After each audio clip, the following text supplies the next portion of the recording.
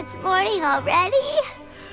Oh, Paimon still needs more sleep. Huh? Wait, look over there! Isn't that... It's one of Linny's cards! Let Paimon see what's written on it. Maybe you haven't heard, but today is the monthly free day. Everyone has the day off today, which makes it the perfect time to do some investigating. It's been a while since we last talked. Have you been making any progress lately? Let's meet at our usual spot in the factory area before lunchtime. I have new information. Ooh, today's our lucky day. We have the day off. From the sound of it, Lenny's been making progress with his investigation. Wonder what he's discovered. We still have some time before we meet up. Let's talk with the people here for a bit more before we go. Hey, you over there.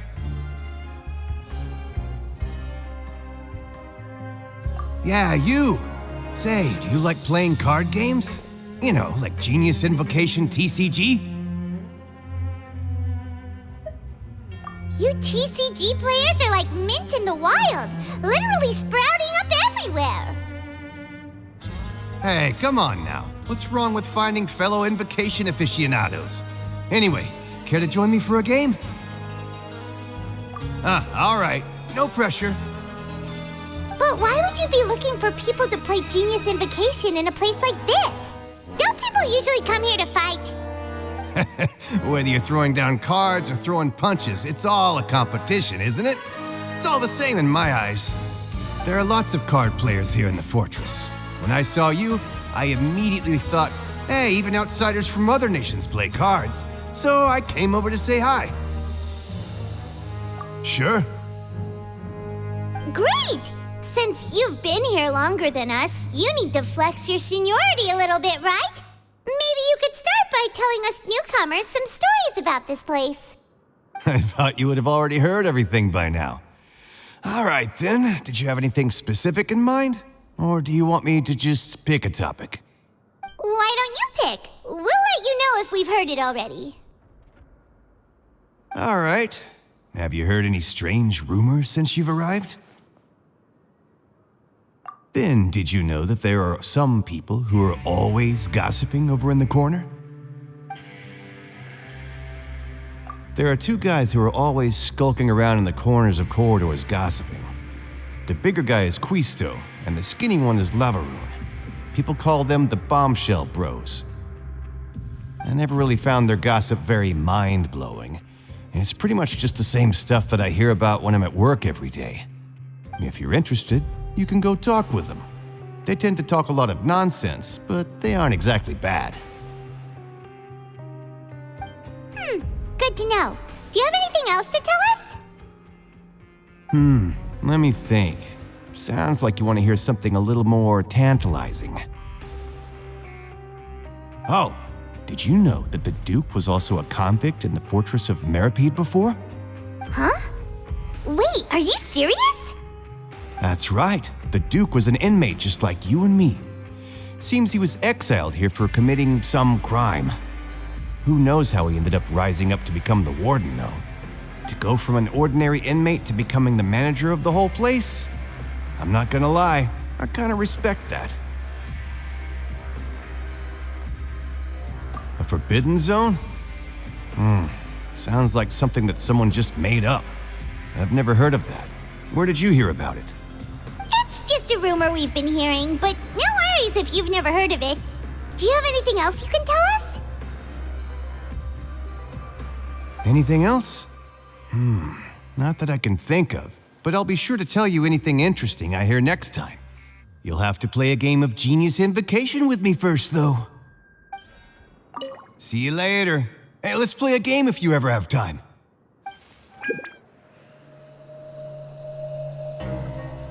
Look, there are some people talking over there. Let's listen in on the conversation.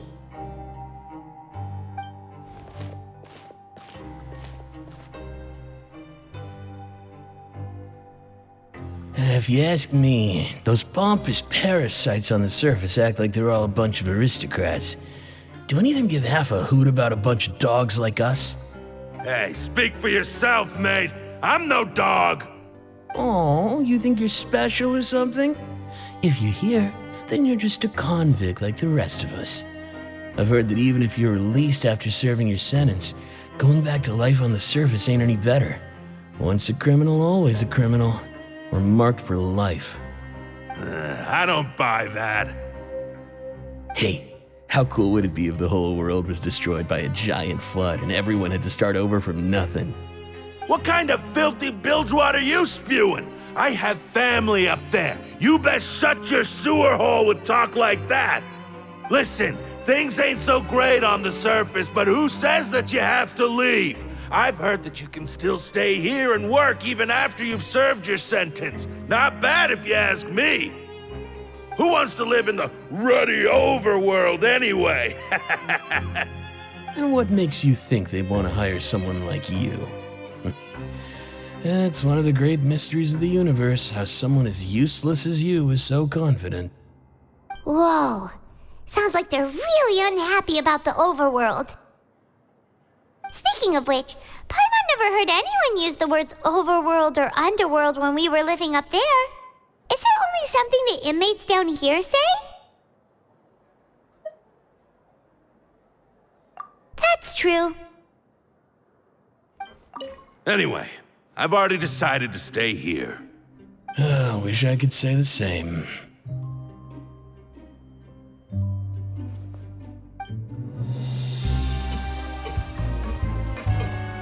There's a group of people over there.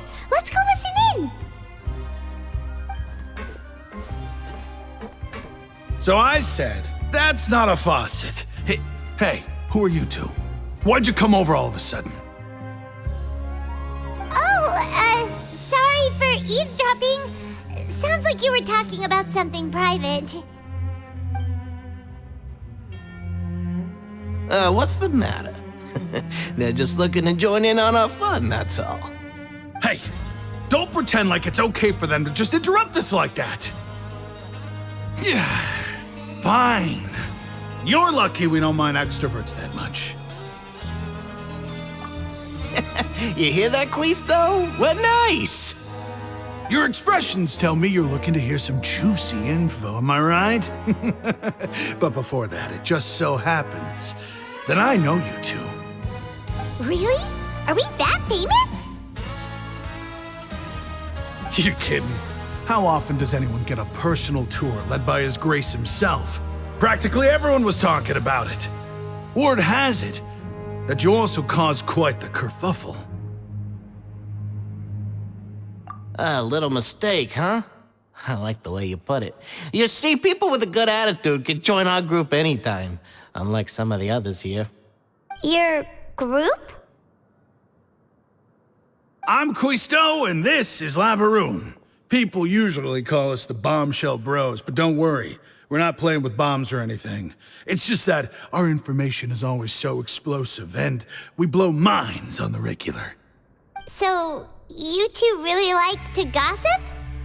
Whew, you sure know how to embellish. No. You don't get it. Knowing intelligence will make things better for you here. For example, knowing who's working with whom, who has the latest rumors, who's not getting along. Wouldn't you like to know all that? Whoa, all this info's worth something, you know? You should prove you're worthy of it. I don't mind him. Quisto's always this way. Just play nice and say something to massage his ego. The welfare meals. Talk about the welfare meals. Right. That meal we had yesterday was super delicious. Paimon can still taste it whenever she closes her eyes. Is that so? To tell you the truth, I've been helping out with making those welfare meals. I've been working as a kitchen assistant for about a month and a half now. Oh, so you're the one who made those delicious steaks. Amazing. You could be a professional chef. You are correct.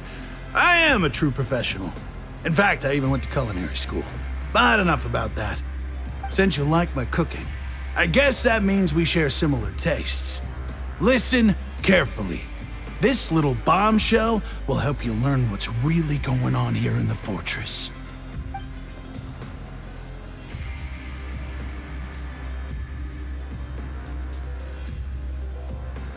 Listen, kids. The power structure within the fortress is quite complicated. The overworlders couldn't care less about us down here. We're basically dogs to them. You've already met the one person here you should never cross, the Duke, Risley. He knows more than you think. And if he doesn't care about something, then he often doesn't bother dealing with it. Those who have the Duke's attention get all kinds of special perks, even better treatment in the infirmary. I know who you mean. It's that Jurier character, right? I don't think there's anything useful about him at all. Why does he visit the infirmary practically every day? Is it normal for anyone to be going in and out of there so often? If you ask me, he's just faking it to get out of work. But did you know that Jurier was a talented researcher from the Fontaine Research Institute before he came here? There's no denying that. I don't care if he was a researcher that could turn dirt into Mora. Once you're in the fortress of Meripede, you're just another inmate like everybody else.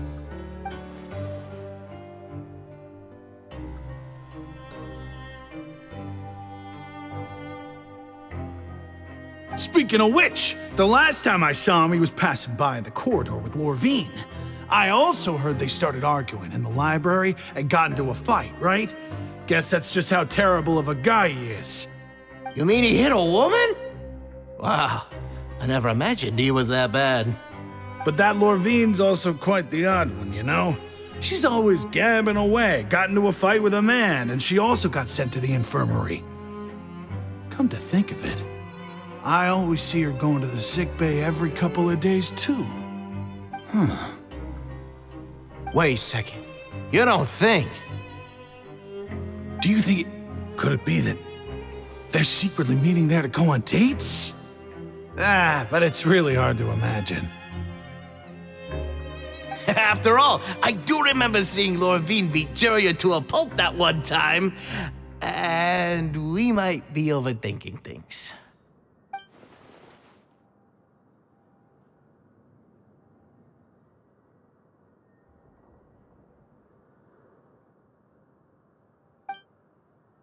Okay, we've talked to just about everyone, and it's about time for us to go meet Linny.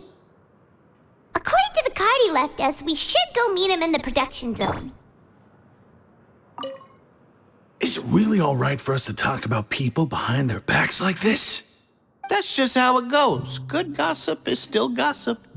Yeah, I guess you're right. But wait, we're not just gossiping. This is legit information we're discussing here, right?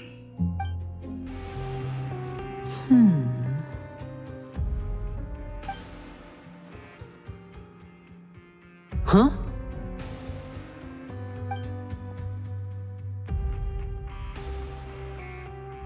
That look in your eyes. You found something? Hey, this is no time to be modest. Just tell him we found a boatload of information. Oh, as expected of the legendary duo, you have my full and undivided attention.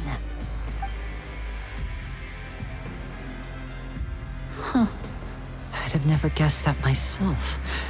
The rumors swirling about this place are unreliable after all, and Master Child probably went missing because he found a way out. He is a harbinger after all. I suppose he's much more resourceful than I initially gave him credit for.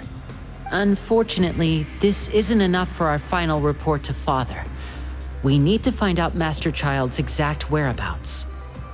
Father told me that even though Master Child said he was just coming to Fontaine for a vacation, he actually had some personal reasons. His agenda might be linked to his disappearance. His escape route is already flooded, so we'll have to task someone with professional diving skills to chase after him. Well, when you put it that way, it's obvious that only Fremine would be up to the task. Bingo! Is he around? He's working today. Coming here as a group would have attracted too much attention. I'll talk to him about it later. It's the least I can do. We're all in this together, so it's only fair for us to fulfill our end of the bargain. Honestly, I'm far more impressed by you guys managing to collect all this information right under Risley's watchful eyes. Collecting information has always been our strong point. Now, let me think. To find out more information, Fremine will have to retrace Master Child's original route. And if he's to do that, he'll have to set out on the next pipe cleaning day at the earliest. That's 6 days from now. And after that, he'll probably take another 2 or 3 days to return. You can even estimate how long it'll take for him to get back? We've been working together for a long time. We know each other's capabilities like the backs of our hands. Traveler, what say you to meeting here 9 days from now? We'll be able to pick up Fremine while we're at it, too. Oh, and there's just one last thing we'd like your help with. Though we can just sit back and wait for Fremine's report on Master Child's whereabouts, we still need to make more progress on the investigation of the Forbidden Zone. Fremine's no master of disguise, Lynette's still working on getting intel from the other areas, and I'll need to spend some time helping Fremine prepare for his diving mission. So, you are the only ones we can count on. What do you want us to do? Will it be hard? Well, I won't call it easy per se, but I think you'll be able to pull it off. Listen carefully. You'll need to find an excuse to get into the infirmary and investigate the room and environs. You've mentioned several sketchy-looking people always meeting at the infirmary earlier, so it probably has something to do with the secret we're hoping to uncover. You've already met the head nurse, so she'll be less suspicious of you. Investigate the internal structure of the infirmary and any active dealings within, and pass those on to me alongside anything else you're able to discover. But also, there's no need to take risks. Don't forget, safety always comes first. No, when it comes to intelligence gathering, I'd never consider you to be an amateur. Didn't you say it yourself? It's always been your strong suit. I'll believe anything as long as it comes from you. So, please prove your prowess to me once again. All right, then we'll head out as soon as we finish our prep. Let's go our separate ways for now then. Don't forget, we meet here again in 9 days. Stay safe.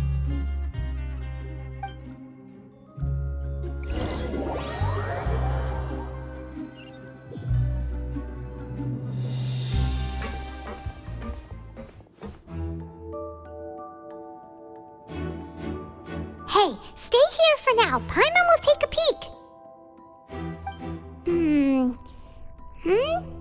There seem to be several people inside.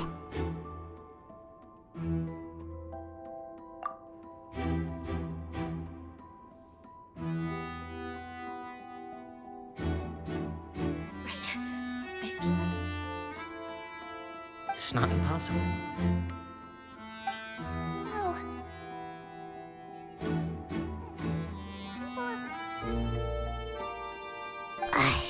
It's a bit hard to understand them from here, so why don't we just try to talk to them in person? Let's go as soon as you're ready.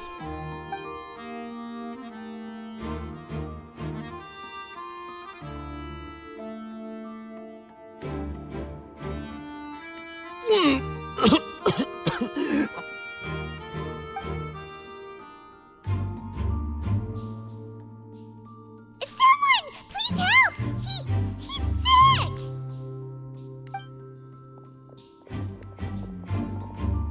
Whoa, are you okay? Oh my! What's wrong, little one? There's no need to panic. Take a deep breath before you begin. The traveler started complaining of a stomachache, and then nausea, and then collapsed onto the ground. Paimon doesn't know what to do. Freezing limbs, twitching fingers, and pale complexion. Could it be poison? Let me take a look. Please, lie down over here. Don't worry, I'll get you to the bed safely. Here, hold on to my shoulder and walk slowly.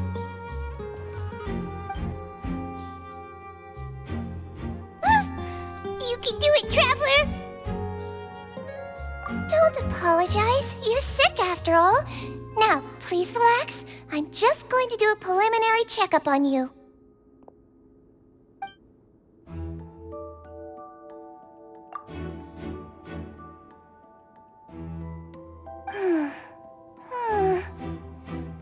I see now. My checkup has confirmed that he's not in any mortal danger. That's our worst fear out of the way. Eh? Oh, that's good. But I'll continue my diagnosis of the patient now. Please, relax and take a deep breath.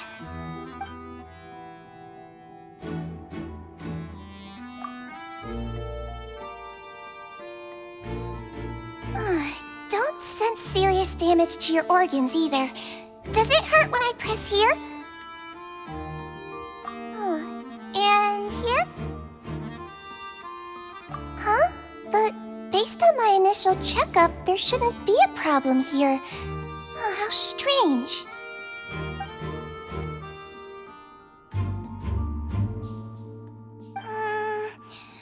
What about here?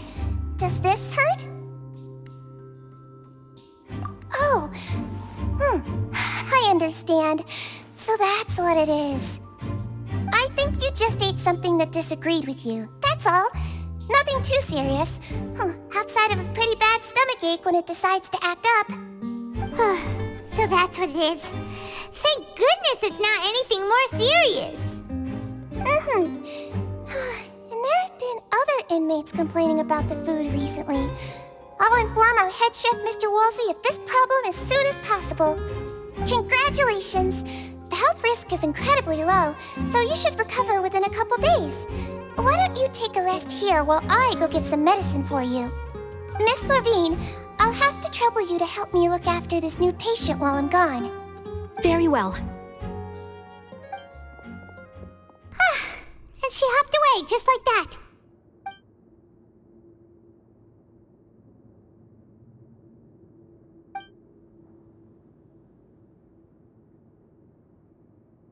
Hello. So how are you feeling now?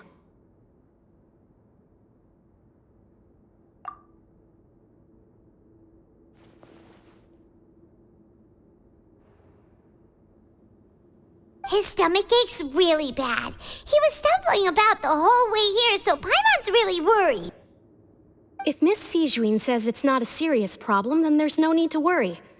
She's the best medic we've got down here. But it also looks like she's the only medic you've got down here. Well, that's true. What do you mean, that's true? That's really misrepresenting the situation. Of course I can't speak for the whole fortress, but it's not like everyone imprisoned here is useless, you know? Though they may have committed crimes and gotten locked up here as a result, they still know a thing or two about medicine, and they help Miss Sijuin take care of the sick and injured. Yeah, you're right. But did you have to lecture me about it in front of another patient? Aren't you a patient too? Where did all your energy come from? That's correct. Sorry, I got a bit ahead of myself. Are you two also sick? We've been sick a while. I come back every once in a while for checkups, and to pick up the medicines Miss Sijuin prescribes for us. That's just the nature of chronic illnesses. As for her, you could say she fancies herself as Miss Sijuin's capable helper because she learned a bit of medical knowledge ages ago. Please watch your mouth, Mr. Jurier. Don't forget that you are the primary reason I have frequent heart palpitations. Hey, don't start arguing now. Please, keep it civil at least.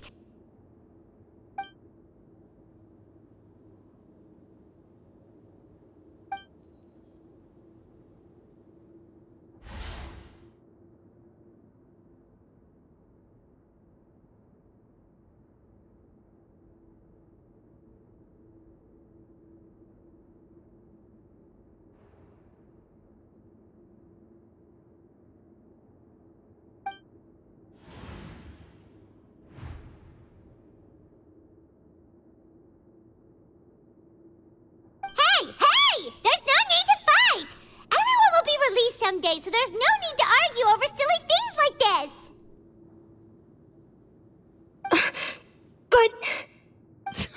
Release.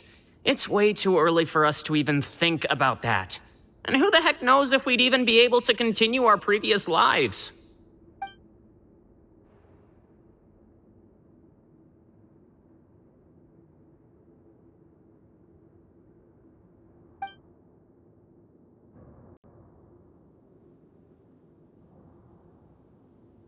Please allow me to end this boring and useless conversation.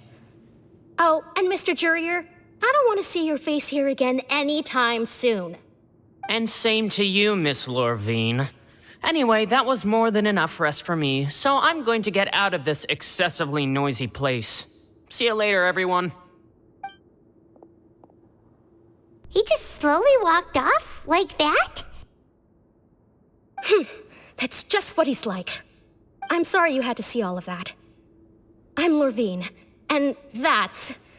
Well, his name is Jurier, but I hope you'll never have cause to remember his name. You really can't stand him, huh? I mean, can you blame me? Look, who would like someone who is as arrogant and obsessed with weird research topics as he is? But there's no need to keep dwelling on him. I'll accompany you two for a while. Miss Zishwin should be back soon, and I'm sure you'll feel better as soon as you've had some of her medicine. No, it's nothing. I'm back! Did you rest like you promised? Thank you for getting our medicine, Miss Zishwin. Did you all cooperate with your bed rest? I trust that nobody got up to walk around. Good. Here, this should be 2 days' worth of medicine for you. Take 1 pill now, and then continue your bed rest.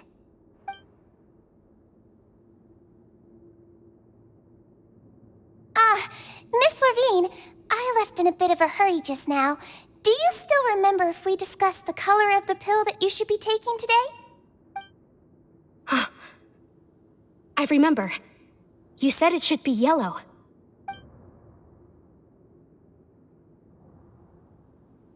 Yellow, huh? I understand. These are yours. Please, make sure to go to bed early after taking them tonight. You'll benefit from a good night's sleep. All right, then I'll also be on my way now. I hope you feel better soon, too. See ya! I'm going to fill out your medical record now. You're widely known as the Traveler, right? I just want to double-check a few details, if that's all right with you. Those two made quite the commotion just now, so why don't we let the Traveler rest? Paimon can answer the questions instead. So his primary symptoms are abdominal pain with secondary symptoms of nausea. Is there anything else? That's it. All right then. Is there anything we should know besides to take the meds? No, his base constitution is quite good, so I'm sure he'll recover quite quickly after taking the medicine. Please make sure to stick to bland or less stimulating foods, and don't stay up too late at night. Got it. Paimon will hold the Traveler to that for sure.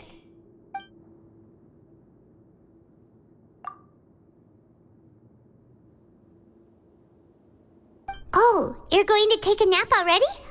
Okay then, you get some rest.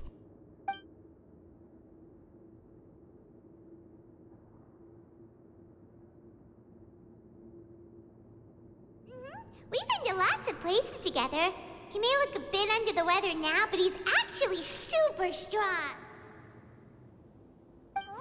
So you're the best of companions. Well, don't worry, he'll recover soon.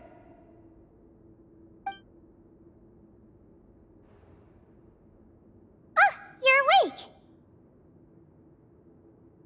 How do you feel? You slept for a really long time, but we never left.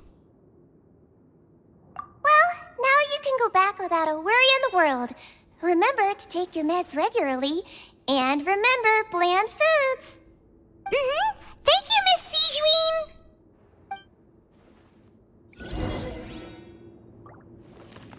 Seems like a lot of people have been coming down with an upset stomach lately. I'll need to address that. You really are something. To be able to fall asleep like that and even sleep talk the entire time, you scared Paimon half to death! No, but you kept mumbling things along the lines of, Pyron, don't take my grilled fish, and put down the Adeptus Temptation now! Paimon talked with Sigewinne the entire time you were asleep. She seems like she's just a sincere nurse, and Paimon didn't notice anything unusual in the room. Are you sure we're not going off track with the infirmary?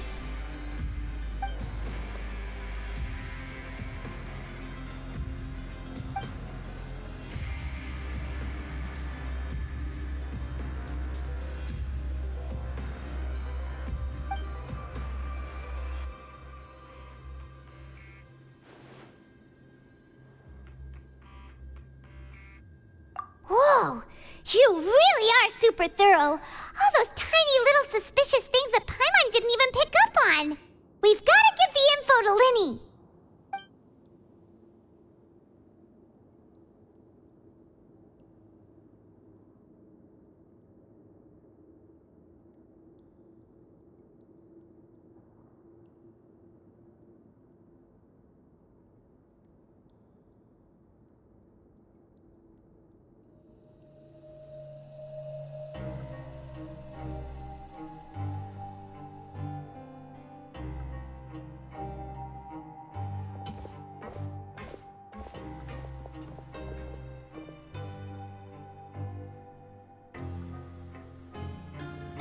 Today's the day! Let's go meet up with Linny!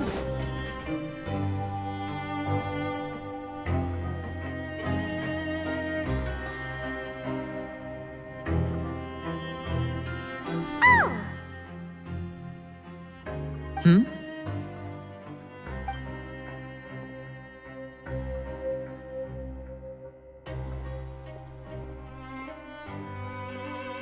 Did you two run into any trouble over the past few days? No, we just worked our shifts according to the schedule. Nothing weird happened. That's good. That means you didn't raise any suspicions when you infiltrated the infirmary. We've taken a look at the slip you've sent. Fremine successfully left the grounds via the pipes 2 days ago, and as of last night, Lynette has also infiltrated the infirmary after faking an illness. Wait, why is she getting involved as well? You already went above and beyond when you scoped out the infirmary. To put it more bluntly, even if we were to view that as something you did in exchange for Fremine's help, you've already done more than enough. Infiltrating a guarded stronghold is a different kind of job from a one-off investigation. We want to avoid using the same faces over and over and reduce the amount of suspicion that will fall on any given person. Lynette also felt like you have already taken the first step for us, so she should be the one to finish the job. So that's what Lynette thinks. Oh, Paimon hopes everything's going well for her. Then, let's go check on Lynette before Fremine returns. If everything went well, then she should be wrapping up her investigation right about now. Is now really a good time to go over? According to my observations, Sigewinne always spends around half an hour away from the infirmary right before lunch. Lynette knows this as well, so this should be a good time to meet up with her. Also, I'm her brother, remember? It's only natural for an older brother to care about his younger sister's well-being. Okay, then let's head over right away! Lynette should be here right now. Huh.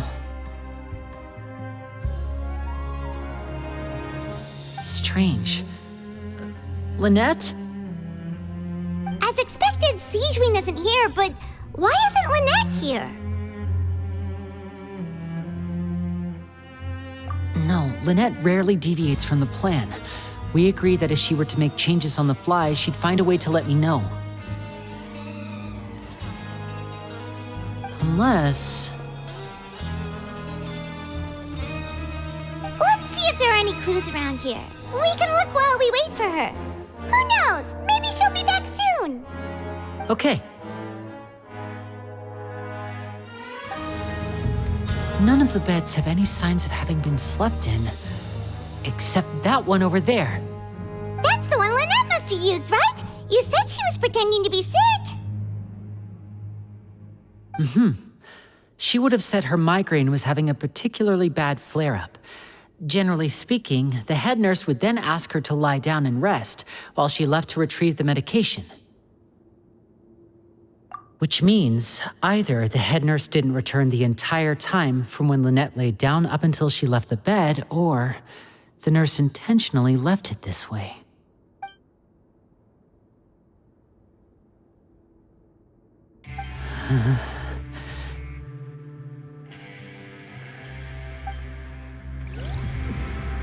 There are some books here and a few files. They all look like medical records. Advanced nursing, how to raise the spirit of your patients, a quick guide to the psychology of emotions, and the meaning of laughter. These sure are some interesting books. Who knew Sijuin would be interested in these kinds of things? She even has books on understanding people's motivations and feelings. Is it because she's a Melusine? Or does she have a need to understand her patient's emotional state? Seems quite normal to me. These are skills that would come in handy for a nurse from time to time. Ah, this is it! We saw it before! Wait, this thing? It doesn't look like it's been disguised that well.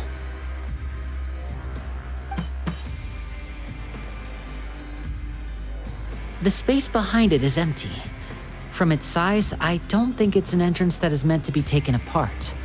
There's probably a mechanism around here somewhere. Could Lynette have tried to get inside? But if that's the case, she would have contacted me for sure.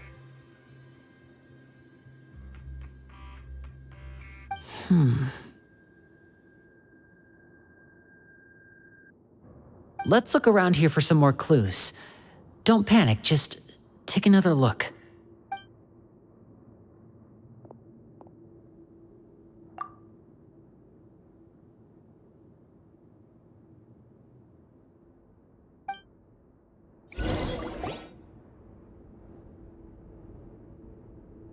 Hey, you guys, there's a slip of paper over here!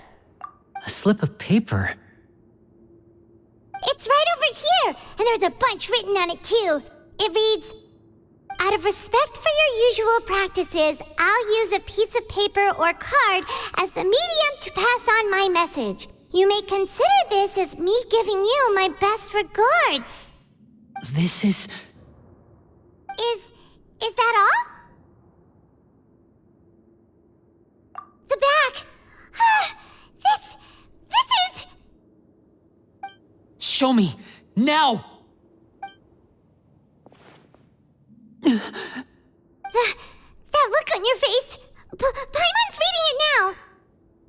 Would you care to guess where Miss Lynette of the Fatui could be right now? No. Could she have... Is she already... Wriothesley. Did he deliberately leave the infirmary unguarded to use it as bait? Wait, you mean he was aware of our goals from the very beginning? But why? We didn't run into any trouble last time, and he also never reached out to us since. Yes, that is a crucial question. Wriothesley, he doesn't do anything without a clear goal or reason. So this means he had no concerns about your activities from the very beginning. You're not from the same camp as us. You were sent down here by Nervulet, so you have no conflict of interest with Wriothesley. We're a completely different story, though.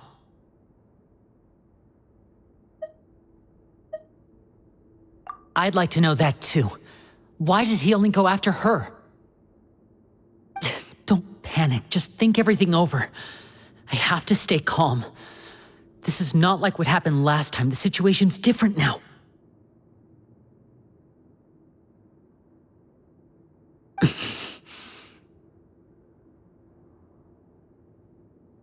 Wait, you're right.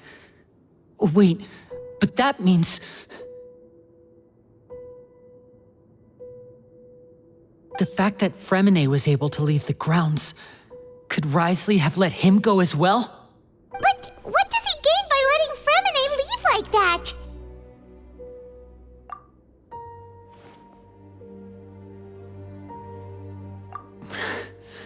So he's challenging me and trying to provoke me, I'm sure of it. We never should have sent out Fremine. We had to go through all that trouble to find an opening to sneak him around the guards and into the pipe, and we even thought luck was on our side. If Wriothesley let him leave on purpose, then he's probably in a terrible spot now as well.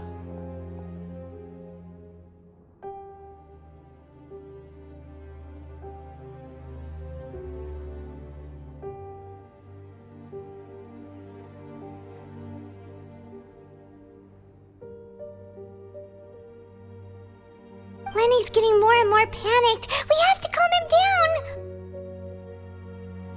Don't be like this, Lenny. Fremine wouldn't have left if we hadn't told you about Child. That was our fault. No, I'm the leader of this operation, and I'm the one responsible for this team. I was the one who failed to protect them. I'll go talk to Wriothesley. Hey, don't be reckless! Traveler, please talk some sense into him. I simply cannot allow Lynette to be abducted again. I have to go. I'll find a way to get them back. He's rushed out the door! After him!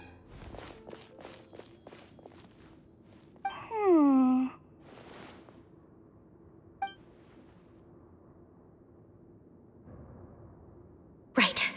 I feel like we still have some room to make changes on these details. It's not impossible, but it'll require extensive testing. Is that so? Very well. Then please be mindful of the time.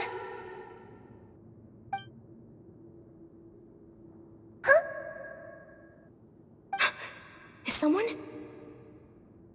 Pack everything up. Whoever's outside is eavesdropping. They'll probably come in once we stop talking. Someone! Please help! He's sick!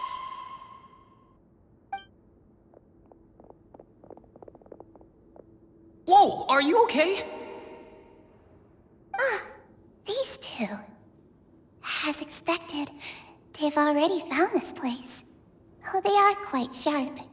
What a delightful turn of events. I like smart people, but I also like playing dumb. I like the feeling of being trusted. Oh my! What's wrong, little one? There's no need to panic. Take a deep breath before you begin. Being able to read human expressions is quite the useful skill. Lenny! Wait! It's no use. We have to catch up to him. He's already out of sight. How is he so fast? Let's go head him off at Wriothesley's office. Come out and face me, Wriothesley! Aren't we at an administrative office space?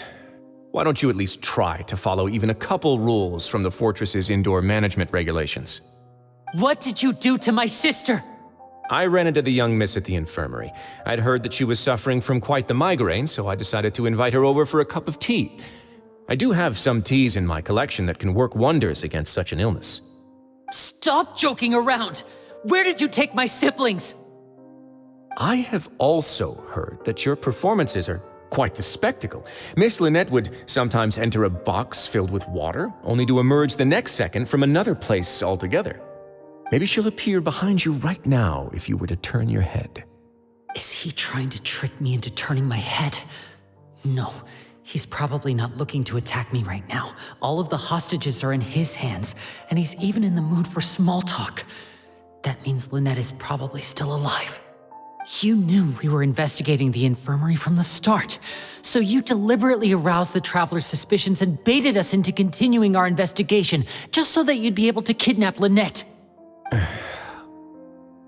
As for Fremine, no, you probably didn't even interfere with Child's escape. You let him go so you could purge the Fatui members that we had planted into your ranks. There was no need to do so.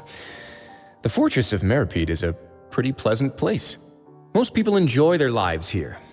The only ones who act differently are those with personal agendas. It was quite easy to identify your colleagues. You removed our original members and spread the news of Child's escape so Father would assign our team to come down and investigate. Fremine has also fallen into your hands, right? If you're oh so omnipotent and so in control, why would you need hostages? One correction. Lynette is in my hands right now, but Fremine is not. He's not. What do you really want? Lenny! Oh, wonderful. Everyone is here, so I'll only need to say this once. Thank you so much for cooperating with me. Eager and to the point, I see. Alas, only Miss Lynette is currently having a cup of the fortress's finest tea. Although, as per your original plan, Mr. Fremine should also have returned to the fortress by now. But he has neither shown up within my gates, nor has he been taken into any kind of custody. So where do you think he may be right now? Wait, you can't mean... You locked him outside in the sea? I closed the fortress's gate to the outside world. That's all. Fremine's a star diver, so he should be fine, right? No, we're still here, so he definitely tried to find a way to come back for us. So we can't assume he might have made a break for the surface. But why would I do this, you may be asking? To have an audience with you, of course. My intel tells me that Mr. Linney is a great magician, so it's only natural for me to want to have some cards of my own when it comes to negotiating. Besides, I do recall you mentioning to Miss Lynette that you've always wanted to have a face-to-face meeting with the Lord of the Fortress of Meripede, regardless of whether it was in a personal or a professional capacity. Well, you got your wish. So, you've been keeping tabs on us before we even set foot in the fortress. Some of my folks just happened to hear a thing or two, that's all. In any case, I will be straight with you. I was willing to play dumb and turn a blind eye, so we had a pleasant few days playing games together here. But once you started focusing on the Forbidden Zone, all of that changed. Mr. Linney, the cards are stacked against you right now. Miss Lynette is in my hands, and Mr. Fremine is still slowly being pickled out there in the brine. You know just as well as I that he cannot last out there forever. You need do but one thing to guarantee their safety. I would like you to contact your superior, and ideally invite her over for a cup of tea with me. You want to see Father? But why should she bother giving you an audience? Well, if she cares for the well-being of her dearest children, she should have plenty of motivation to join me for a parents' evening. I've heard that the bonds between the members of the House of the Hearth are like the bonds of family. I don't see why she would refuse. Why did you think Father sent us to handle the Fortress of Meripede? This place is basically a no-man's land. It wouldn't be fitting for anyone as important as a harbinger like Father to come here in person. Oh, I see. So it's because she doesn't care for my place here. That's such a shame. After all, I've amassed quite the tea collection. I was looking forward to sharing it with her. Both Monsieur Neuvillette and Lady Farina have already received many samples as gifts. Was this the extent of your master plan to get to Father? No matter how much pressure you may put on me, I won't allow you to use us to blackmail her. You people really are difficult to get along with. All I'm asking for is a face-to-face conversation. Does she truly have no interest in the fortress's secret? Mr. Linney, you have one last chance to invite your father here. If you refuse... Lenny!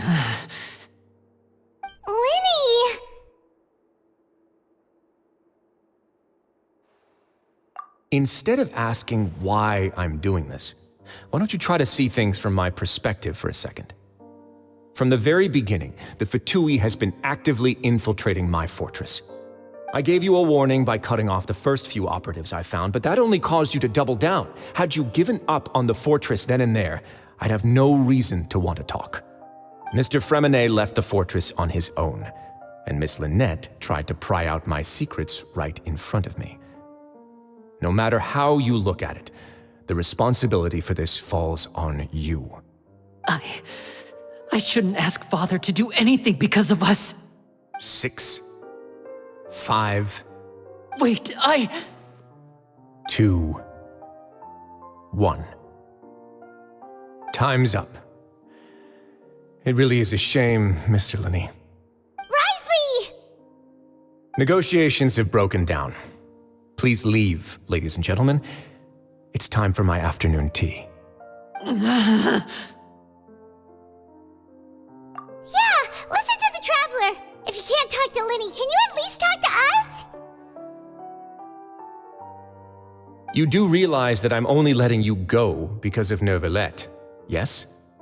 You're here helping him out, and I've already done my best to stay out of your way.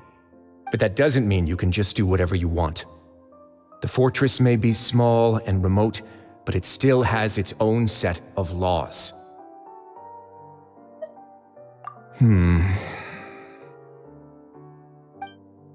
Then how about this? Those who are capable deserve respect. You've spent quite some time investigating my home turf by now, so why don't you tell me a thing or two about what you found, I'll ask you 3 questions. Answer all of them correctly, and I'll agree to your request. Question 1.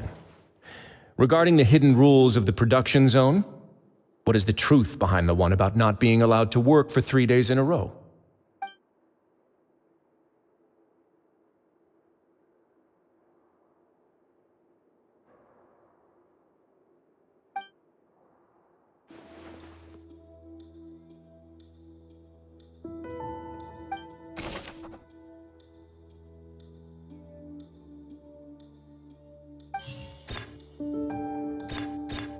I've been told that the infirmary is always empty for the half hour just before lunch. But what could Sijuin be doing during that time? The Fonta promoter has been struggling because he doesn't recognize the real value of coupons. Meanwhile, the Duke believes that only idiots who don't understand the value of coupons will spend them on Fonta. We often see Miss Sijuin observing the prisoners at work near the production zone. It seems like she can perceive the general state of a person's health just by looking at them. Fonta's internal report suggests that they're starting a new trial of an unnamed and unpackaged product. But the product has to undergo a trial because even Fonta's own employees have a lot of reservations about it. The research notes said that the Melazine race perceives the world very differently from humans. As a result, the Melazines have also developed a sense of aesthetics that appears rather strange and alien to humans. According to Collins, the Pancration tournament only took place because the Fonta company sponsored it. The company must want a return on their investment as well. I've been told that the infirmary is always empty for the half hour just before lunch. But what could Sijuin be doing during that time? We often see Miss Sijuin observing the prisoners at work near the production zone. It seems like she can perceive the general state of a person's health just by looking at them. The Fonta promoter has been struggling because he doesn't recognize the real value. The research notes said that the Melazine race perceives the world very differently from humans. As a result, the Melazines have also developed a sense of aesthetics that appears rather strange and alien to humans.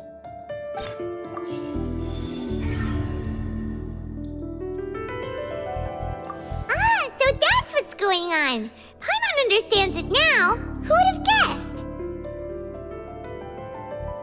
The hidden rule of the production zone. People are not supposed to work 3 days in a row, and if they do, they'll get strange meat in their welfare meal.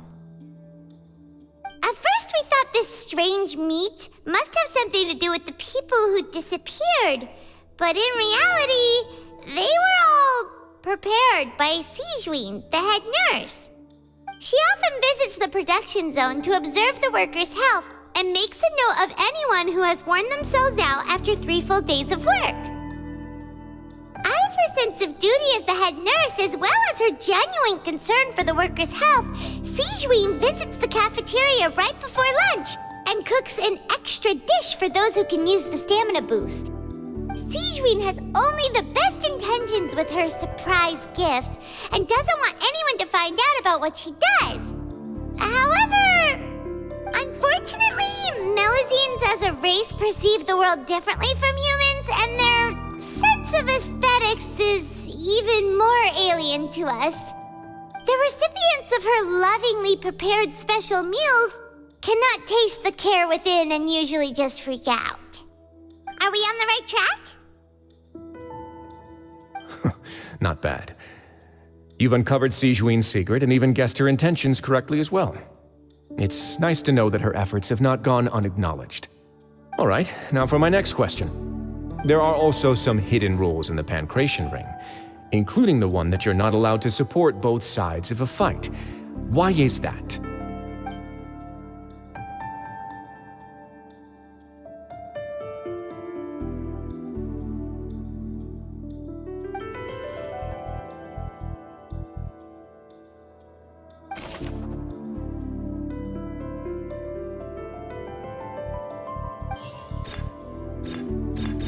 According to Collins, the Pancration tournament only took place because the Fanta company sponsored it.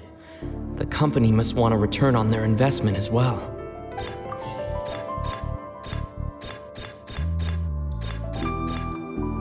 Fanta's internal report suggests that they're starting a new trial of an unnamed and unpackaged product. But the product has to undergo a trial because even Fanta's own employees have a lot of reservations about it.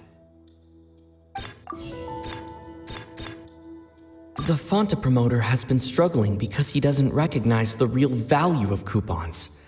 Meanwhile, the Duke believes that only idiots who don't understand the value of coupons will spend them on Fanta.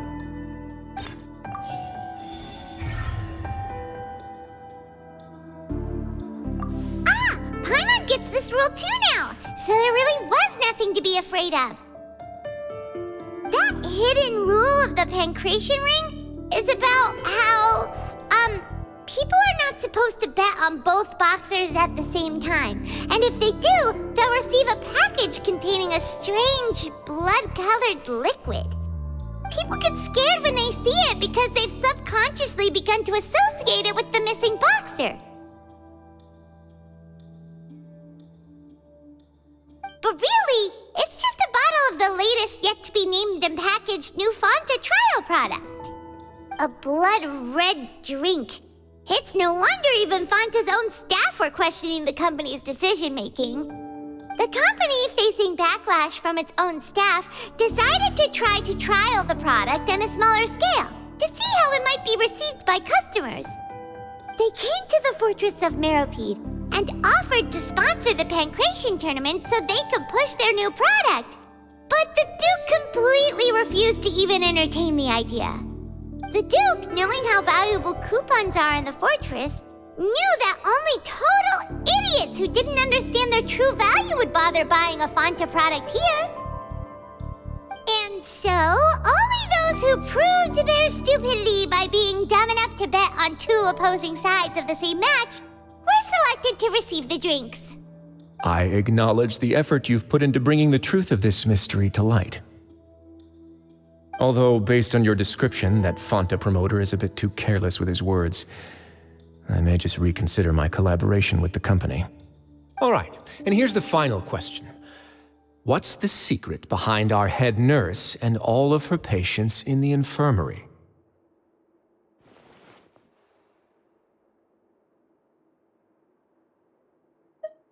Stop your cruel and pointless games, Risley! You know that we haven't finished our investigation, so there's no way we can answer the last question. The thought of sparing Lynette and Fremine never even crossed your mind. You'll pay for this! Ah! Lenny, are you alright? Oh, close one. I owe you, Sijuin. That was a fantastic shot. It was nothing, Your Grace. Sijuin? Though this gun may look like a toy, it's actually fully functional, as I just demonstrated. Sijuin... You... Not at all. I am merely a resident of the fortress, and thus protecting it is my duty. When Monsieur Nervulette asked me to come here, he told me that my job would be to take care of the well-being of everyone here. I am merely discharging my duties. But But if you mean what you just said, then isn't Linny someone you should be looking after as well? Isn't he a resident here just like the rest of us? But I really am just doing what Monsieur Nervillette told me to do.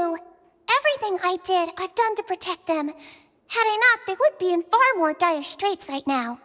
His Grace knows it too, right? Your Grace? Mind proving my innocence to them? My dear Sigewinne, whatever shall I do with you? Would it have killed you to just wait another minute or two? Well, it's nearly time after all. The way you do things can be truly frustrating sometimes, Your Grace. I figured I should try to talk some sense into you. What are you talking about? What time? Take me if you want. Let them go. How touching. Can you just give me one more minute?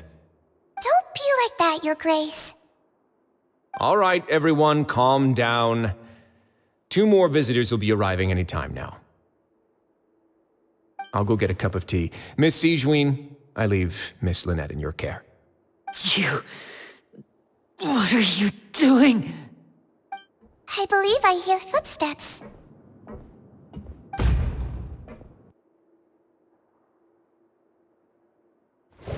Some space, please. Ah, Miss Clarande. My door. Fremine. Fremine. What's going on? What is Clarande doing here? Work. I'm sorry about shooting you, Mr. Linny. The tranquilizing effect will begin to wear off soon. Please take it easy in the meantime, though. What happened to Fremine? Wasn't he diving just outside of the fortress? Why is he looking like this?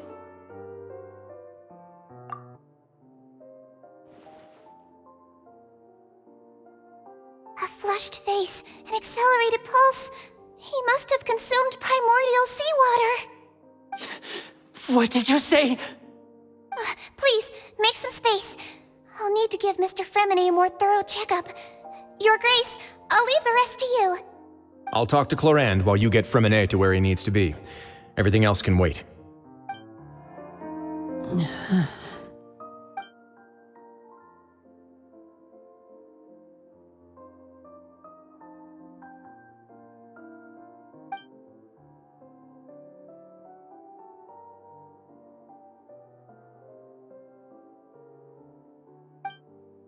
How is he?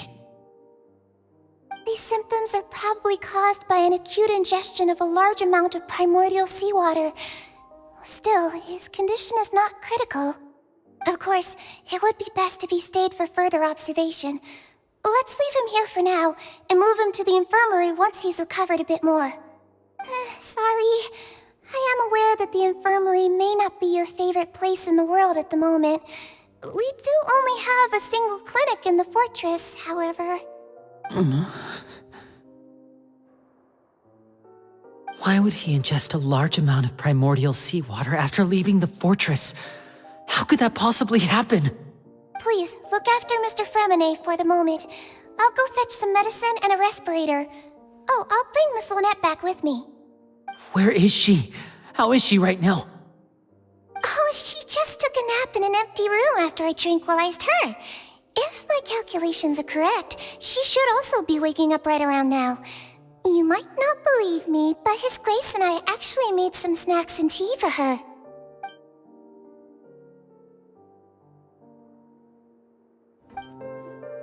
What's that look on your face? I thought I made good time on the way back. Oh, I'm just admiring your punctuality. Had you arrived just a few minutes later, Sigewinne may have been forced to shoot Mr. Linny again. How's the situation out there? The water has changed. It's pretty much as expected. The concentration of primordial seawater has increased significantly. I was only out there a short time, so it wasn't too bad. But if one were to stay for any significant amount of time, well, you can see how that boy's doing. Where was he when you found him? The abandoned zone at the end of the pipes. A good distance into the water. Closer than I thought. He must have recognized it early on and tried desperately to swim back. Locking the door was necessary. I don't think we could have saved two. Well, I did try to convince him that I had my reasons. Never seems to work, though. It would probably work on Neuvillette. He has a knack for picking out who had good intentions, even when the outcomes were all terrible. It's a bad sign if you're having to plead your case to Neuvillette. Want some tea? Not particularly. If you want to drink some that badly, just say so. Fine, I'd like to get some tea. Want me to get you a cup too, since I've already made it? Might as well then, I suppose. Actually, do you have a towel? I would like to dry my hair.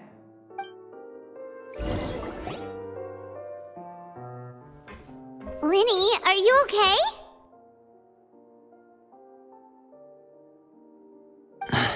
I'll be fine. They're all here now. Don't worry about me. Are you sure? You don't look all right. My hands and feet are still a bit weak, but that's probably just the residual effects of the tranquilizer shot. I'm back, everyone. Lenny! Oh, Traveler, Paimon, you're here too. Freminet? Is he... He'll be fine. But for now, please help me lift him up.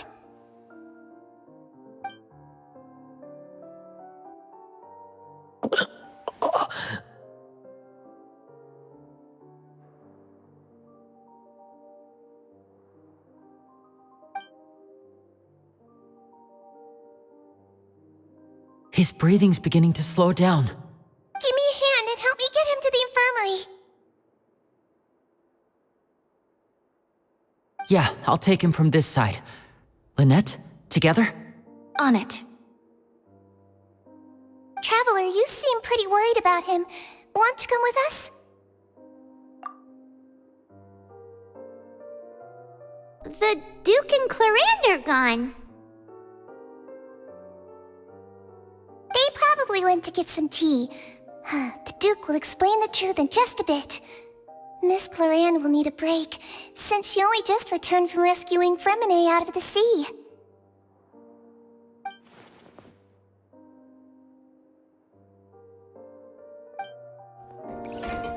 Could I tempt you with some sugar for your tea? No need.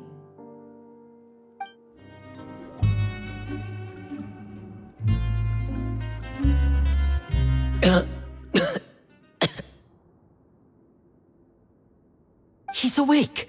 Freminet, how do you feel? Linny... Lynette... We're all here. Where... am I? The infirmary, at the Fortress of Meripede, Mr. Freminet, and you are no longer in any danger. How do you feel? Don't push yourself if you're not feeling up to it. Traveler... Paimon... It's been so long. The sea! There's something wrong with the seawater. Shh, it's okay. We can talk about it after you've recovered.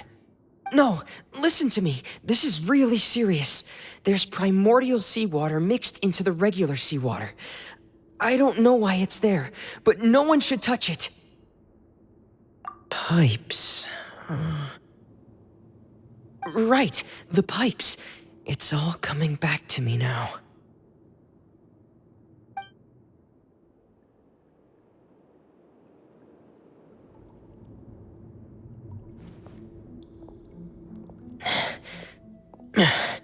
I'm in. Seems like this pipe hasn't been used in a long time. It looks abandoned.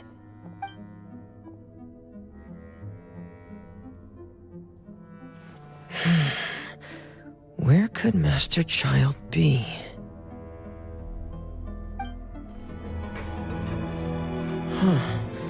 This mechanism looks like it's been tampered with. Could he have done it? It's getting stuck on something. Seems like I'll have to avoid those obstacles while I turn it. This is where the water starts. Okay. Master Child probably dived into the water. I'll go take a look as well.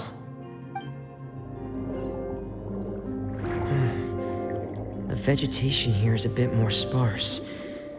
These traces aren't natural. A person must have left them, and recently.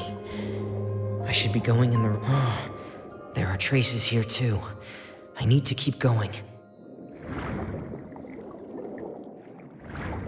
Huh? The traces are gone. But I don't see where he could have gone from here. Wait. What the...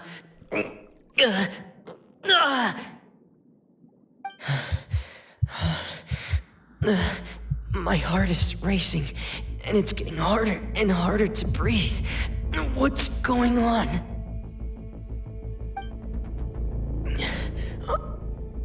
No good.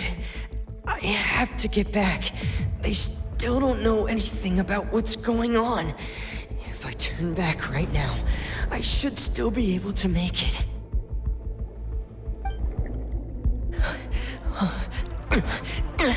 I can't die here.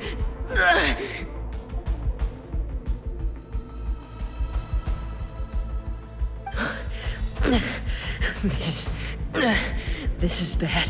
I'm feeling worse and worse, and I'm still underwater.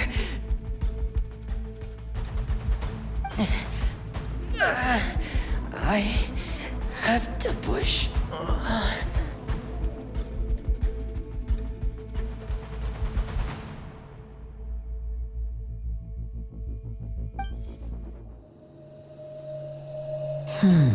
So, in other words, the trail you were following vanished, and you had no idea where Master Child could have gone, but there was also no obvious place for him to have disappeared to. That's right. I tried my best to swim back, but I had already put some distance between myself and the fortress, and I just couldn't find the strength to keep going. I probably passed out some time after that, and you know the rest. Miss Clarande brought you back, but we also don't know why she just suddenly appeared at the fortress, or why she went out to save you. Miss Clarande, you say? I must go thank her in person. You're still too weak for Monet. You can go after you've had some more rest. Miss Lynette is right. I believe Miss Clarande will stay here as a guest for another few days, so there's no need to hurry. A guest? Then I can assume Risley was the one who invited her to come down here? You should ask His Grace about that. He'll be able to explain better than me. Yeah, it's about time he actually told us what's going on. Wanna come with us, Liddy? No, please go on without me. I don't want to leave just yet. Lenny. The logical part of my brain is aware that we're safe right now, but I still can't bring myself to leave. Both of you are just in danger. Understood. Then let's just sit together for a while. In that case, I'll leave the infirmary to you. The Traveler and I are going to head out for now. As long as you stay in here, I don't think you'll be disturbed. Thank you.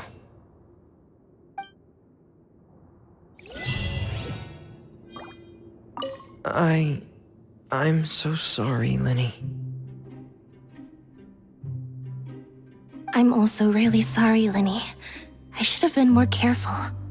Don't say that. It was all my fault. I was the one who should have been more careful. You two were nearly... If I was stronger, maybe I would have already found Master Child.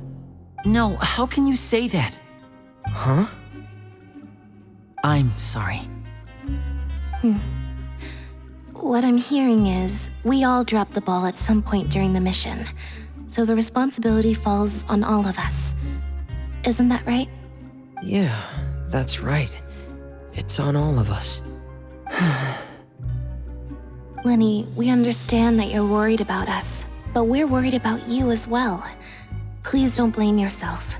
We want you to keep your spirits up. Yeah.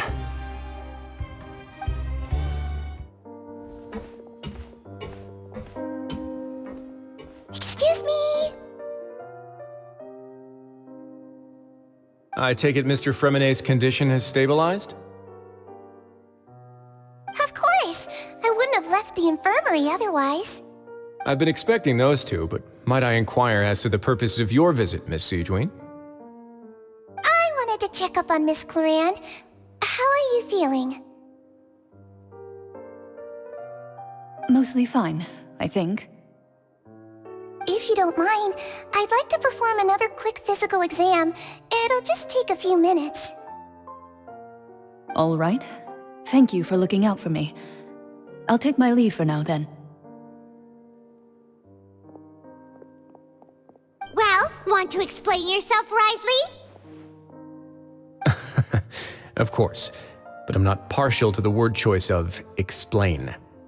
How about enlighten?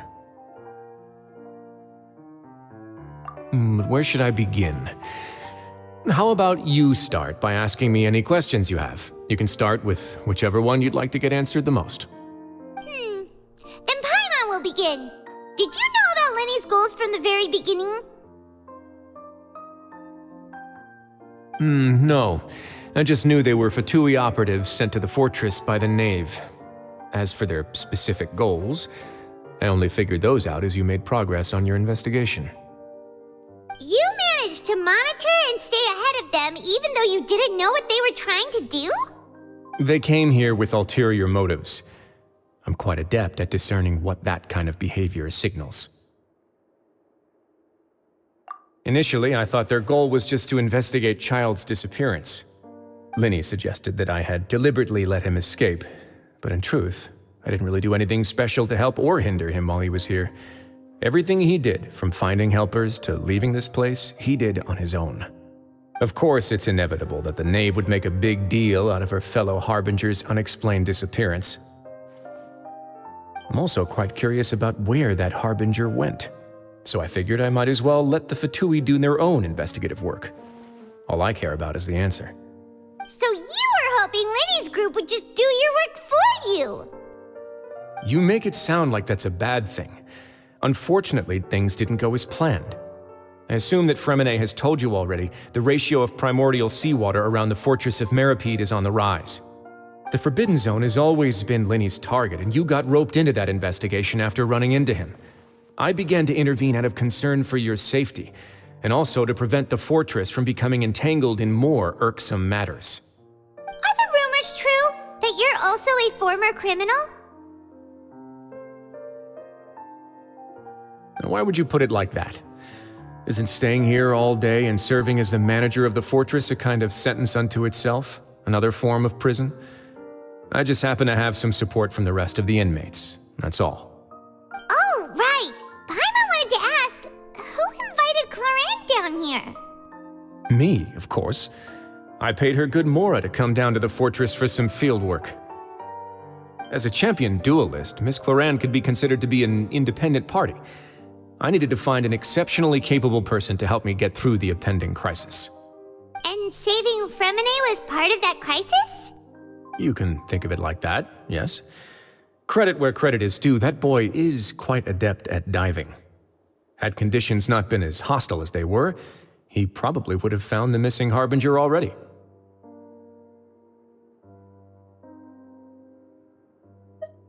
That's not something you should be asking after. Neuvillette only asked you to investigate Child's whereabouts. All I need to prove to you is that the Forbidden Zone had nothing to do with the Harbinger's disappearance. That should be clear now that you've spoken to Fremonet. But we've already uncovered that there's something wrong with the infirmary, and we've answered a bunch of questions that you threw at us. Isn't it about time that you answer our last question in return? You make a compelling case. Do you really want to know the answer that badly? Yeah, Paimon really wants to know. Even if the truth may not be pleasant? Follow me.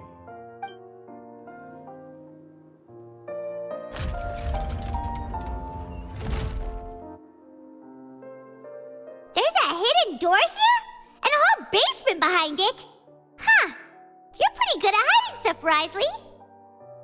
It seems you've forgotten just what kind of place the Fortress of Meripede is.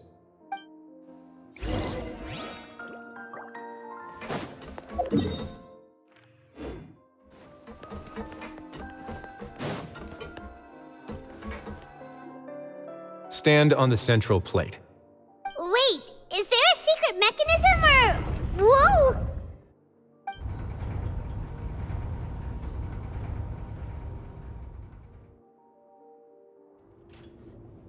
So, this is the Forbidden Zone? Honestly, for a place so well hidden, Paimon sure doesn't see anything special. What a huge door! There are 3 such isolation gates in total. Generally speaking, I'm the only one who's allowed to go inside, hence the name Forbidden Zone. Am I correct to assume you're going to run on back and tell your little Fatui friends everything?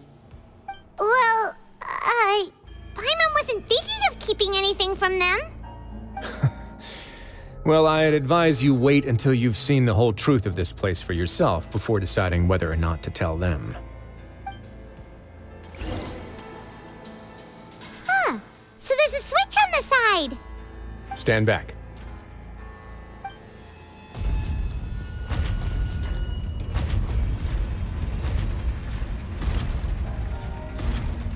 Whoa, they all just went up one by one. Go on, have a look.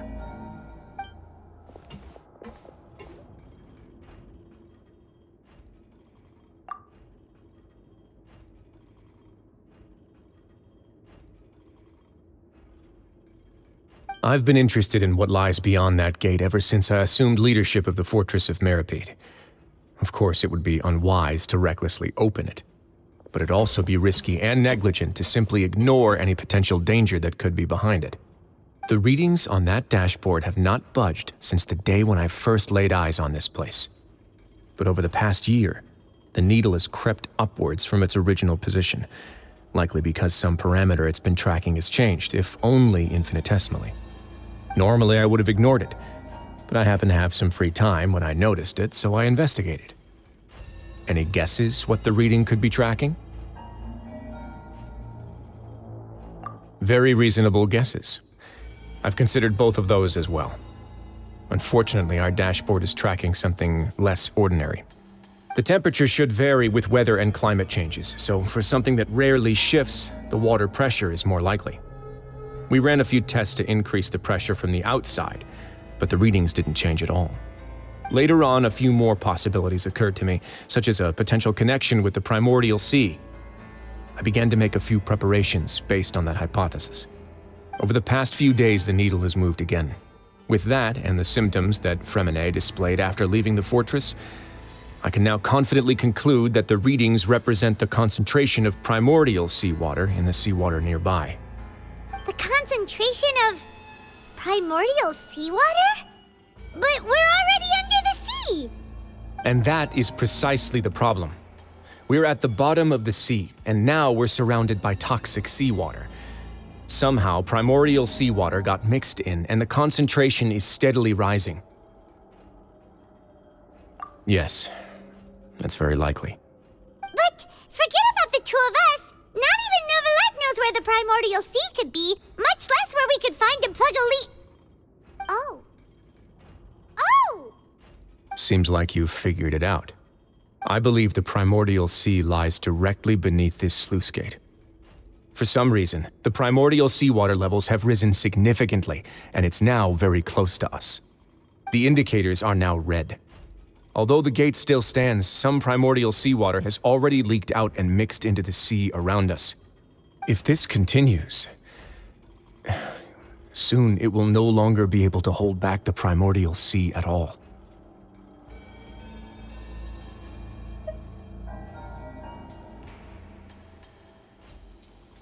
Yeah, you know what the legends say. If this place falls, then everyone in Fontaine will be turned into puddles in the span of a night.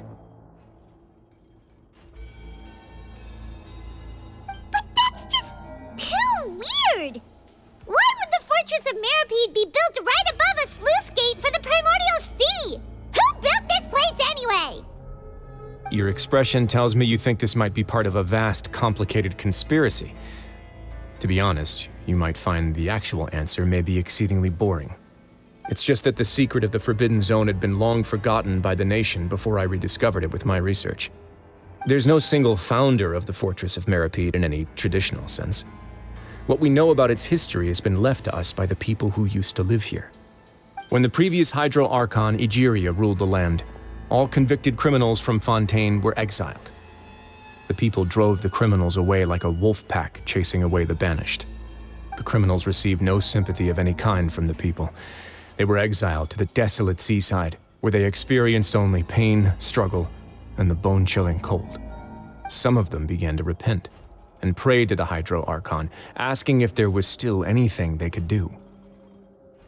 The Hydro Archon took pity on them and said, "You may go guard my secret, deep underneath the waves." And so, leaning on the power of the Hydro Archon, they gathered underneath the sea and began to build a fortress. They became a community down there in the deeps, and over the years helped it to grow. As the number of exiles increased, more and more people joined the community. When the first group of exiles died, they left the yet unfinished fortress to their successors.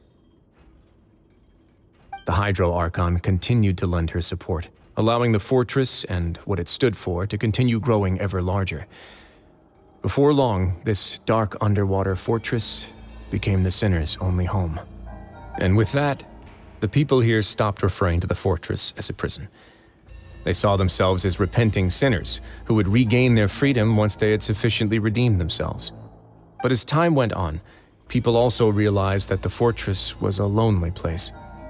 Once they had gotten used to life here, they could no longer feel comfortable living in the overworld. Once they had finished serving their sentences, some people left and some others chose to stay. They'd find some idle position and let their withered souls fade away with the ancient secrets of the past. After many, many centuries, few people still remember the reason for the fortress's founding. Now they just see it as an integral pillar of Fontainian society, as the place where criminals deserve to be sent. Now and again, researchers manage to break one law or another and live out their days in the fortress. I learned all this from an elderly historian. Everyone else just thought he'd made it all up. But now you know every part of that history is true. Indeed. It's just as the prophecy says. If this gate fails, then everyone will be dissolved into the sea. To be frank, not really. But sadly, that hasn't stopped this prophecy from proving all too accurate. Prophecies are troublesome things. Just hearing one will create the first wave of panic. Seeing signs of it will bring about the second, and actually witnessing it in real time, the third. Let's go somewhere else. I want to show you something.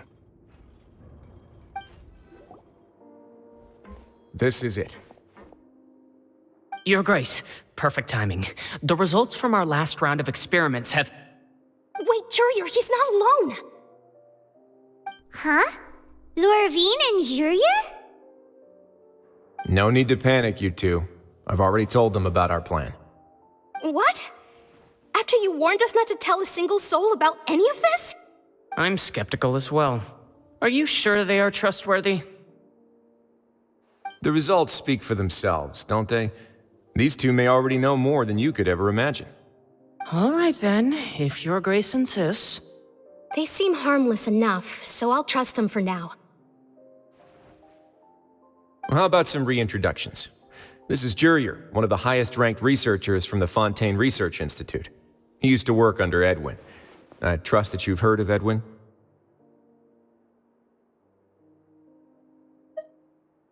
He's the one who blew the whole institute sky high. Everyone knew he was a bit crooked in the head, but you're not a local, so I guess it's possible for you not to have heard of him. Edwin's main areas of research were archaeum and gravimeters. As his assistant, Jurier is quite familiar with them as well. I hired him to be my technical consultant. You want to blow up the Fortress of Meripede? Ah, what a lovely idea. I'm already imagining it in my head. Gotta admit, I'm tempted as well. Guys, focus! Focus! That taskmaster over there is Miss Lorvine, and is also one of my technical consultants. While Jurier used to be Edwin's assistant, she used to be Jurier's assistant. Ooh, are they together? See, everyone keeps asking this question. Are you too sure you're not a couple and just using your work as a convenient cover?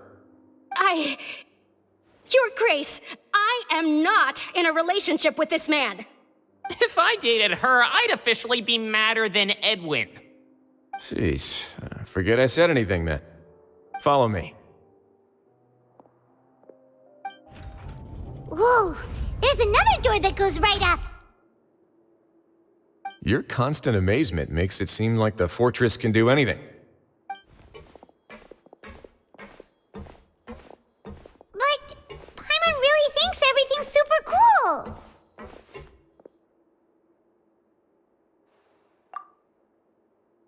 Well, let's spice it up a bit. And here you go.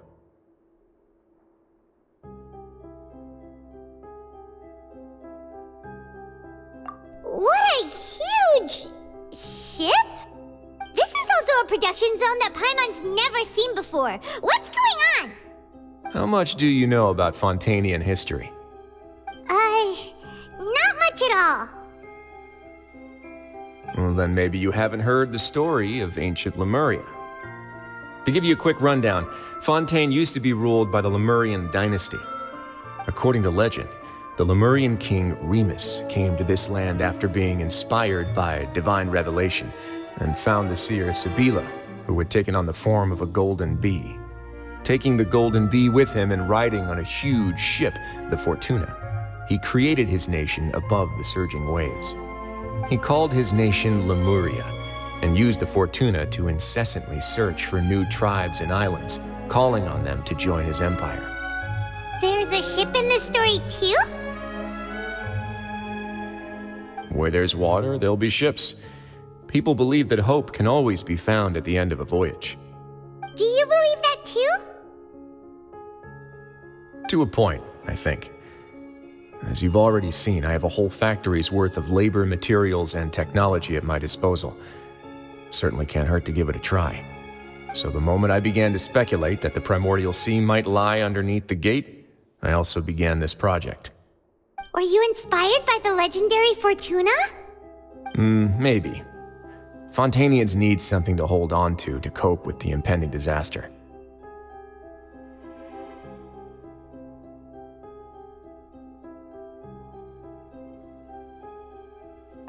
Were the workers to find out the truth behind this ship, riots would destroy the fortress faster than any catastrophe. As the fortress's administrator, I'd never make such a reckless call. All right, that's enough talking for now. I'll need another 3 cups of tea to soothe my throat. Do you have any other questions? Seems like you're good. Come on, I'll take you back.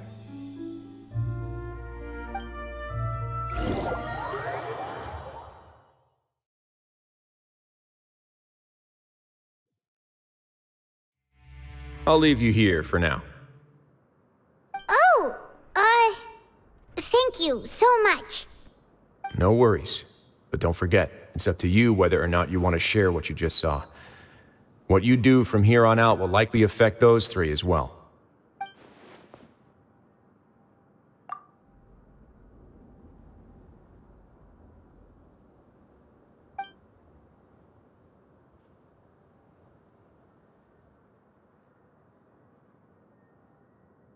Yeah, we'll put a lot of thought into it for sure. Great. I look forward to what happens next. We're back! Welcome back. Do you want a cup of tea? How can you be so much like Risley, always drinking tea? Huh. Actually, now that you mention it, I just remembered something now. While I was sedated, I could still barely hear 2 people talking next to me. They were discussing everything, from the leaves to the water and even the teacups themselves. Must have been Risley and Sijwin. Yeah, I heard 1 male voice and 1 female, so it should have been the 2 of them. They really were just talking about brewing tea. I really can't make sense of this place. So, Traveler, Paimon, were you able to learn anything from Wriothesley? Yeah, he explained everything. Very well. Then, would you mind checking your answers against my speculations?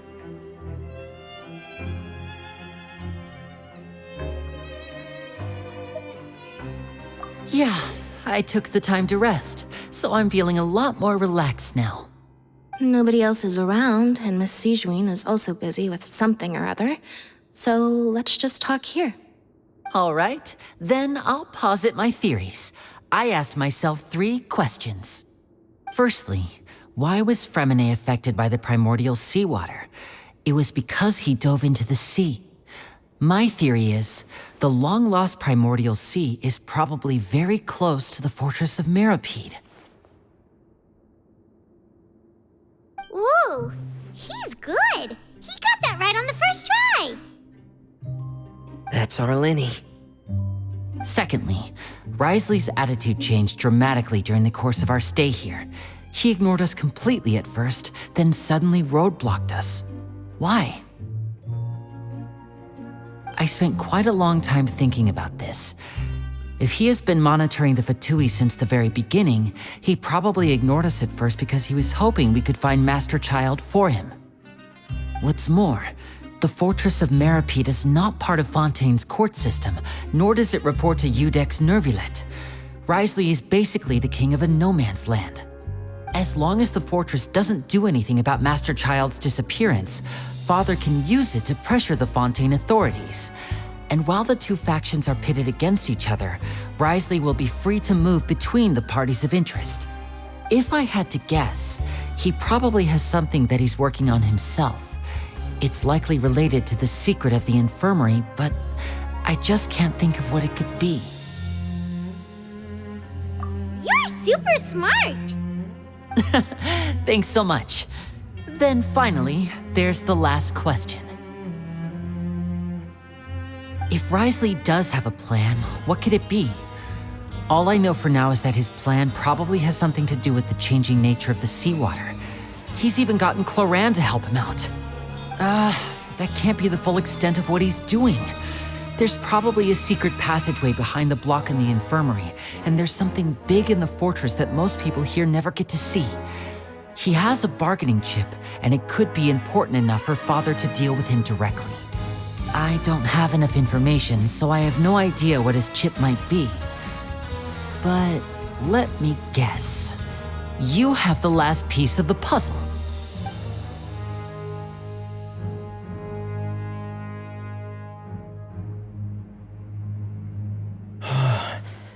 I can't believe it. The sea will engulf everyone. Just like the prophecy said. Could Wriothesley have wanted to meet Father to figure out a way to deal with this crisis?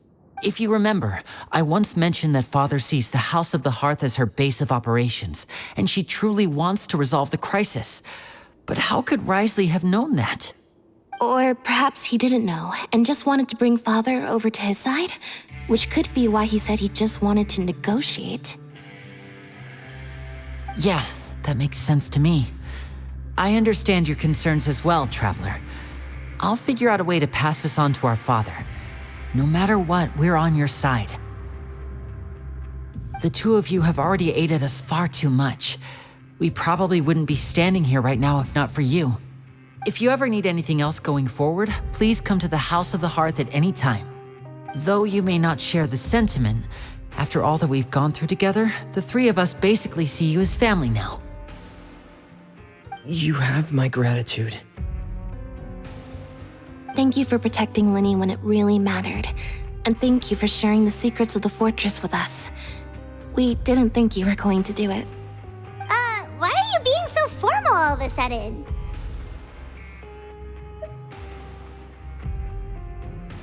Given your strength, you might not need our help at all. But if you are ever in danger, we will try our best to protect you. Aww, the sound of that makes Paimon feel all warm and safe inside.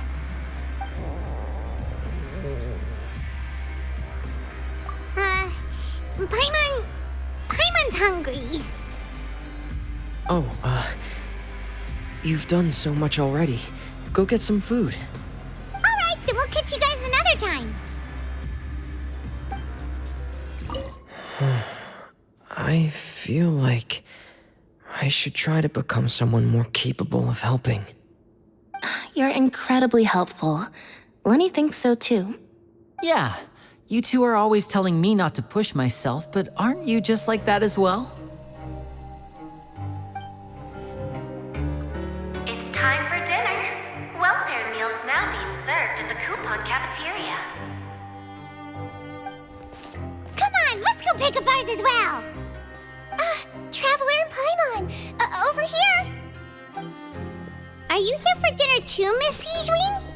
And I'm taking the opportunity to prepare Miss Cloran's dinner as well. Huh. You're right. She's actually sitting in the fortress cafeteria.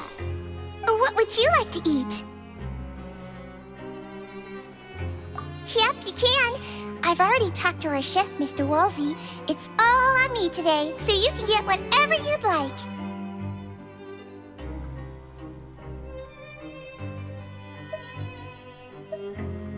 Me too! Don't forget Paimon! No problem. Just leave it to me.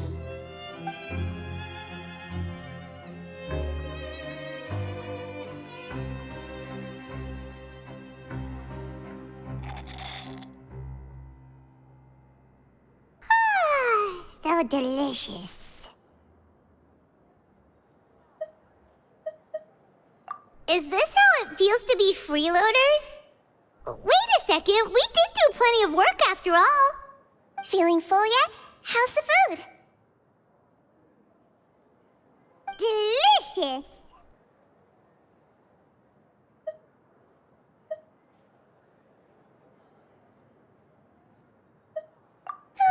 I'm so glad to see you all so happy. Oh, see, the expression on your face just now? The muscle here just moved, which suggests that you're feeling quite relaxed at the moment. Sijwin, do you do this to help your patients or to better understand human beings? A bit of both, I suppose. I'm a Melazine, which means I'm very different from human beings. I must know what you're thinking if I want to take good care of you. You're really good at taking care of people. Even though you're so short, you still talk and act like an older sister. Really? You're reminded of an older sister? That's great to hear. Oh, and what did you mean back in Risley's office? When you said that you were protecting Linny and his siblings as well? Oh, that. I just asked His Grace to look out for those children, especially that diver boy. I was getting a bit worried after hearing that something was wrong with the water. Thankfully, Cloran is very strong and managed to save him in the nick of time. His Grace also sealed the pipes after Cloran left, to make sure that Linny wouldn't impulsively chase after his brother. Although the path was blocked, we still stationed some guards there to stop anyone from approaching. They were instructed to only open the door once Miss Cloran had returned. Oh, and I was keeping an eye on Mr. Linny as well. We had to press him, but we couldn't allow him to be in any real danger. You were all super considerate and really thought everything through. It's just what we do down here at the fortress. At least this has been His Grace's style for as long as he's been the leader. Oh, I really wish Monsieur Nervula would come down here more often too. I feel like he'd like it here, with all the darkness and chaos.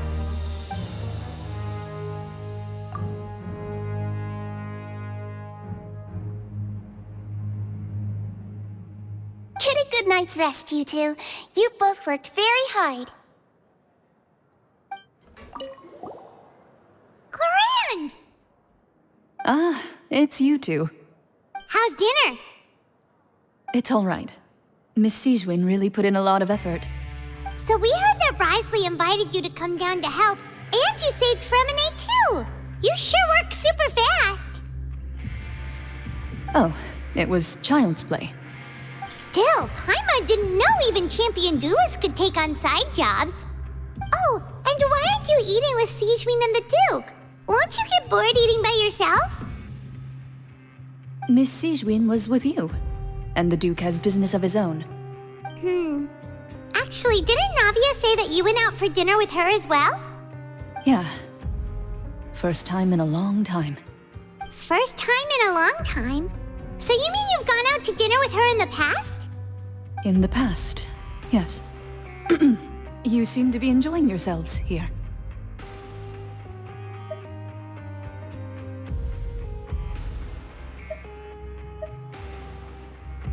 Things will be getting messy at the fortress soon. Don't run around unnecessarily. So much has happened. Paimon just feels absolutely exhausted now that she's finally relaxed. Paimon's super sleepy. Are you sleepy too?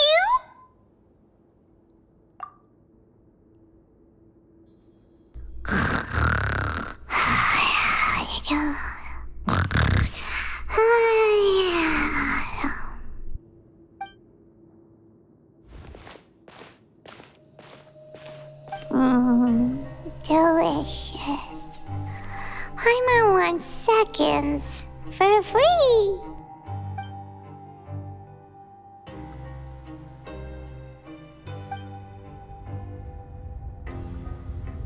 Out of my way! Get out of my way! What happened? Why is everyone running? No idea, but something must have happened. Stop asking! Who's yelling? Paimon still wants to sleep.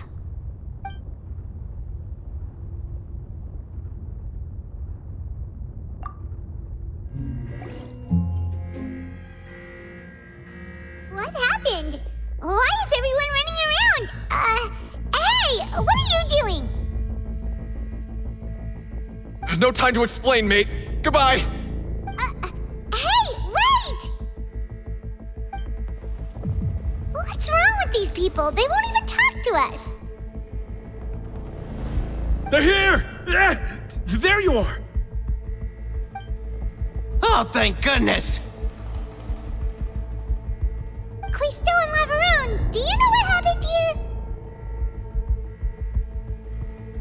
We came here especially to inform you.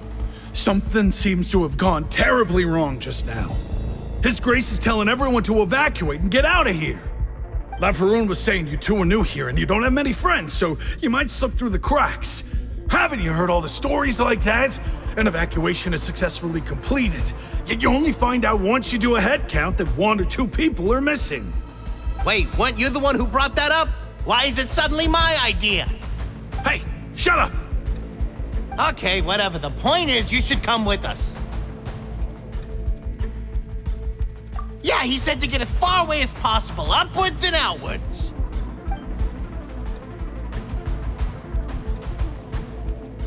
Oh no, it can't be that thing! Whoa, wait, what?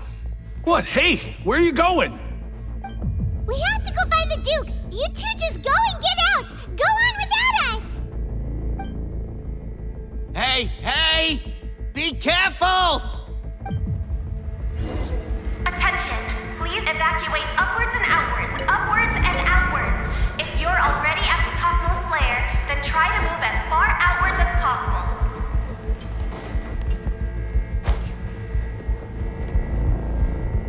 Attention!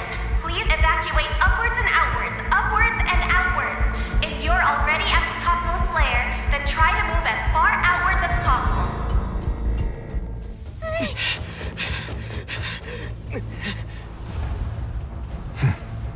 They're here.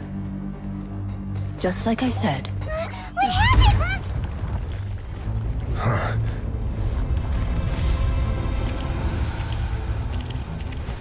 You're just in time.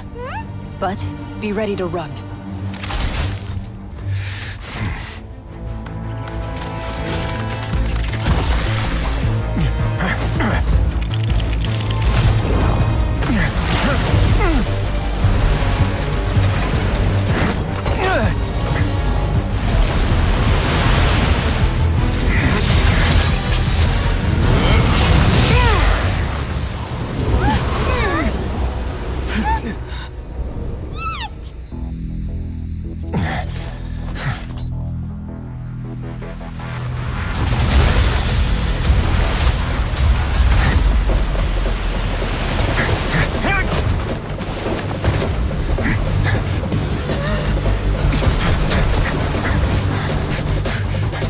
3, 2, 1.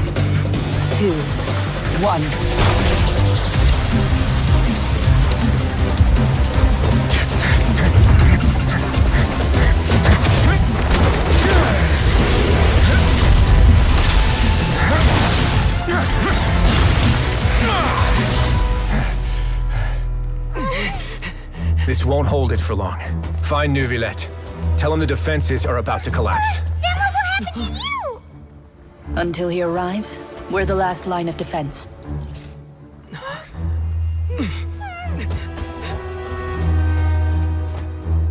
The gate. How long do you think it'll hold? That depends on us.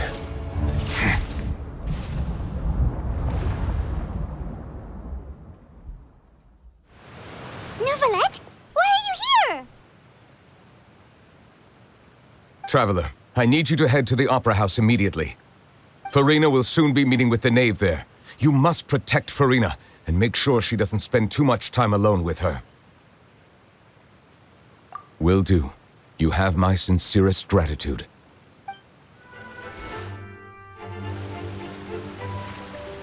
Look, there are a ton of Fatui and Palais Mermonia people over there. The knave is probably here already. We need to hurry. Are you two the traveler in Paimon? Monsieur Neuvillette has left instructions. Please follow me. Though I'm sure he's already explained, this should be a mostly cordial conversation, unlikely to give rise to violence. But it would be most appreciated if you could protect Lady Farina to the best of your abilities.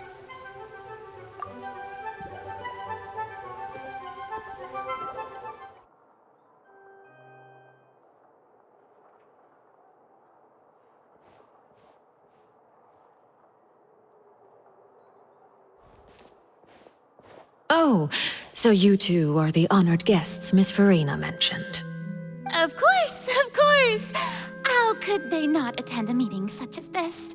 I must always have 2 or more guests at my dessert table. Otherwise, the occasion would be too lonely and unbecoming of my station. It is my pleasure to make your acquaintance, traveler. I have heard much of your accomplishments. I am the knave. One of the 11 Fatui Harbingers.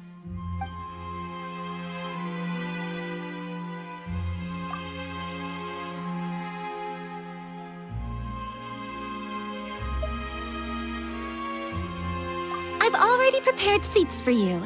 Come, sit beside me. Perhaps you two are unaware of how Miss Farina and I do things. You see, we actually recently agreed to get together for tea when we had the time. See this? This is a limited type of confectionery that Miss Farina simply adores. There are only 16 slices sold every day. Here, why don't you and Paimon have a taste?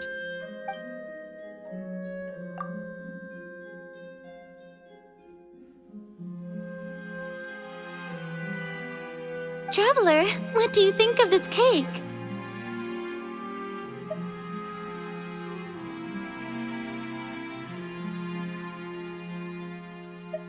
That's good to hear.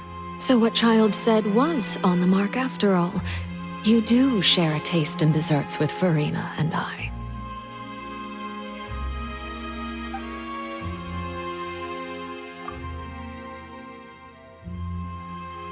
I wonder how he's doing nowadays. You must have heard, right? He's suddenly gone missing. I'm really worried about his safety, you know. Here's to hoping that he's an excellent swimmer. Since we're talking about him, I feel like I should add something. His martial prowess really looked certainly pretty impressive, yeah.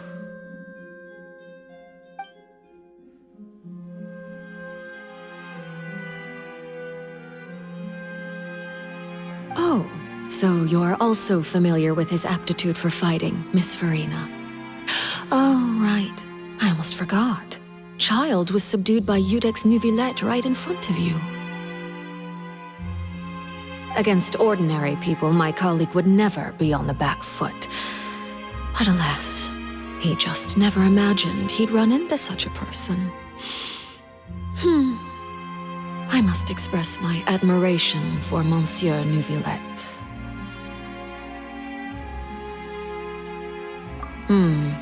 Coming from you, that's not surprising at all. But I thought you would be happier to hear the news. Of course, but it's still a bit of a shame. You see, I would have been far happier had I received this news somewhat earlier. As you well know, a long time has passed since Child disappeared.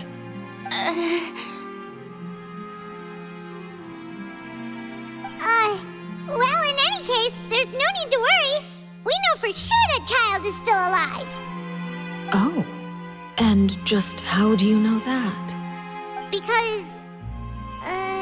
Because we found evidence that proved he left the Fortress of Mirapede. And where did he go after leaving the fortress? Well...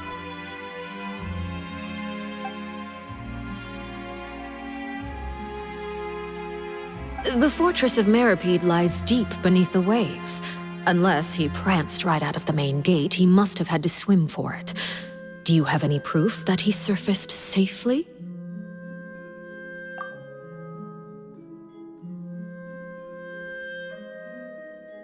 Ah, that is good news at least. His sister Tonya sent a letter to Fontaine not too long ago. Since he was unfortunately unavailable, I picked it up on his behalf. Do you have any idea how he usually writes back to his family? Dear Tonya, your letter made me feel like we were still enjoying our time in Snezhnaya together. I'm currently admiring the scenery on the streets in front of the Opera House.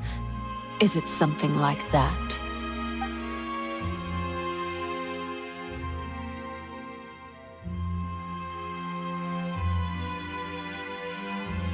All letters tend to follow the same few formats anyway, right?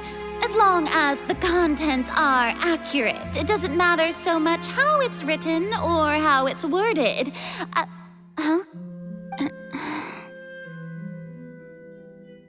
Hold on. The water in the teacup is shaking. I suppose this is also a sign of things to come, Miss Farina. I don't quite understand what you're trying to say. Have we entered into the next stage of the prophecy?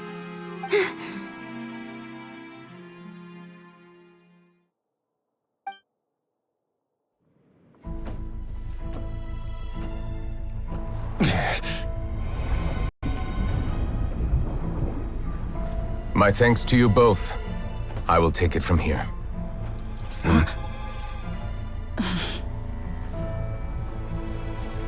Sure you don't need a hand? Quite sure. Wow. So, what's your secret, huh? Let me guess. Nah, who knows? Maybe it's just your sense of responsibility. Sounds about right.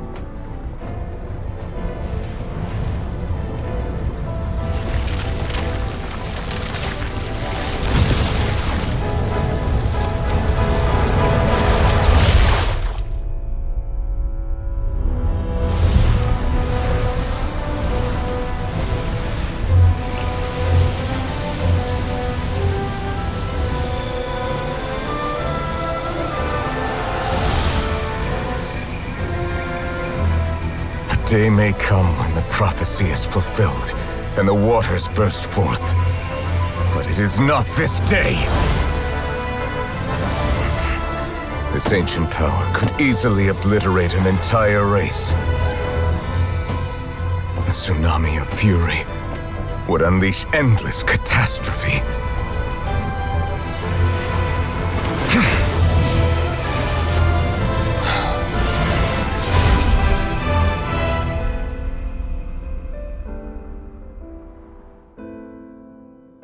This sentence is too severe. Forgive me for overruling it.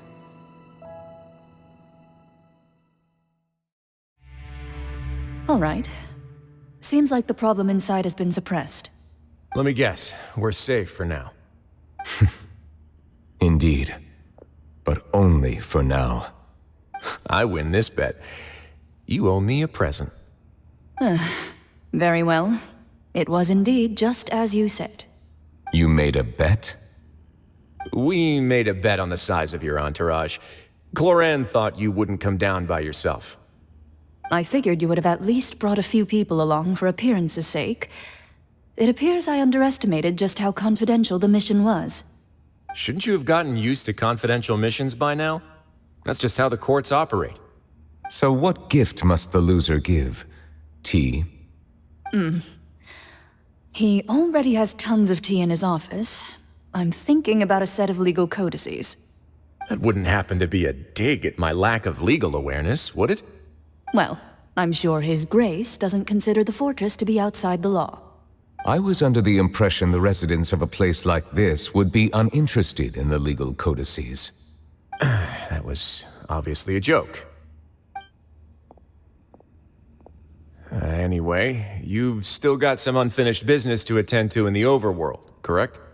No need to stay here if you have a pressing matter. We all know you can't leave Palais Mermonia for long. Thank you. I hope everything went smoothly with the Fatui Harbinger.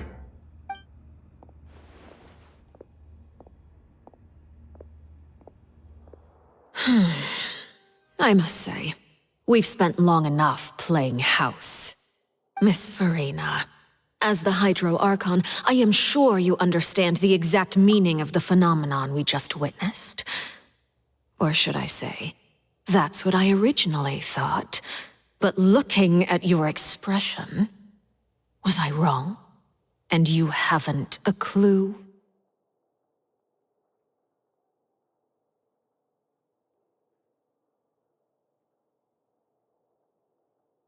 What are you trying to say? At this point, I don't think there's any more need to speak as diplomatic representatives. Allow me to speak to you now as just a Fontanian. You know the prophecy by heart, and also that every part of it is being proven true. Yet, here you are relaxing, drinking tea, and eating desserts as if it's all nothing more than a few stray bugs in your garden.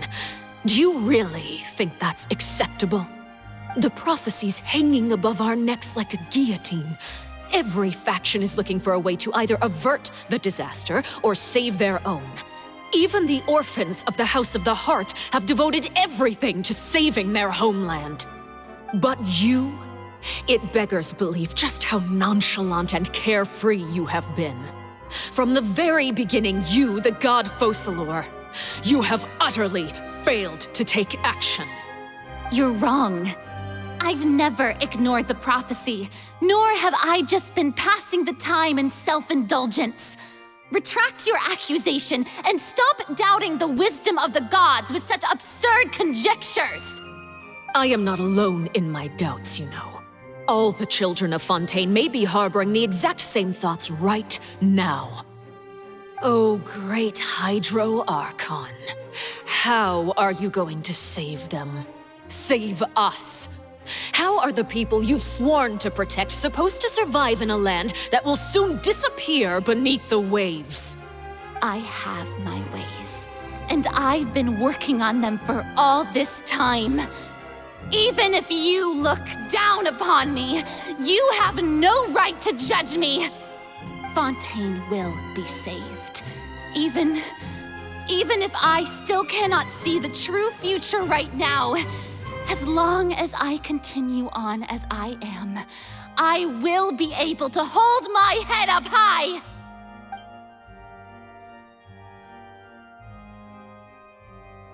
Then I ask you, Miss Farina, just what have you been working on? Where can we see it, and what is it doing to help?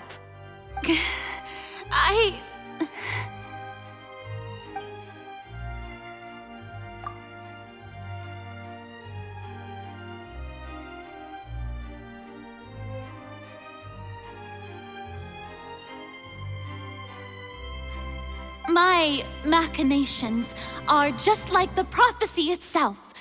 They will only reveal themselves at the fated time. It is just that beings like yourselves are unable to perceive them as of yet. I see. As a god, the proof of your labor always lies beyond prying mortal eyes. Allow me to be so bold as to ask another way. Would it be possible for you to tell us the parts of your plan that are not confidential? Such as your emergency response plan for the impending disaster? An emergency response plan? Oh, that look in your eyes. Have you not even prepared one of those? The emergency response plan is also strictly confidential. Then allow me to jog your memory. Miss Farina, what is the purpose of your Oratrice Mécanique d'Analyse Cardinal? And what do you plan to do with the massive amounts of indemnitium that has accumulated over the years? The Oratrice? It's just like it appears to be. So you also have no idea. If I'm not mistaken, someone's using it to prepare for something. But unfortunately, it would seem that someone is not you, Miss Farina. I first caught wind of this when Linny tried to investigate the Oratrice in the Opera House. You see, even just getting close to the core contaminated him with an extremely large amount of indemnitium. But even if that had nothing to do with you, then what could you possibly be working on, oh great Hydro Archon? Oh, right. I almost forgot. Udex Nouvillette is not at the tea party with us today. Miss Farina, I suppose you must have ordered him away to take care of some troublesome business. Yeah, yes, that's exactly right. Please keep it a secret for me. Of course I will. Although, I must say, Miss Farina, you seem quite insecure without the Udex by your side. Oh, very well. Let's stop that conversation here. There are still a few slices of cake left, so please, help yourselves, everyone.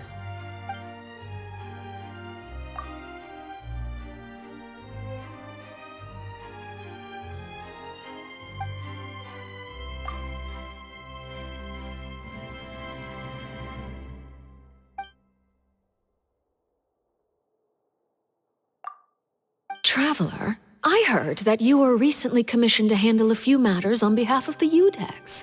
Why don't you take an extra slice of cake? Those who work hard deserve gratitude and praise. You too, Paimon. Thank you. Paimon will take you up on that offer.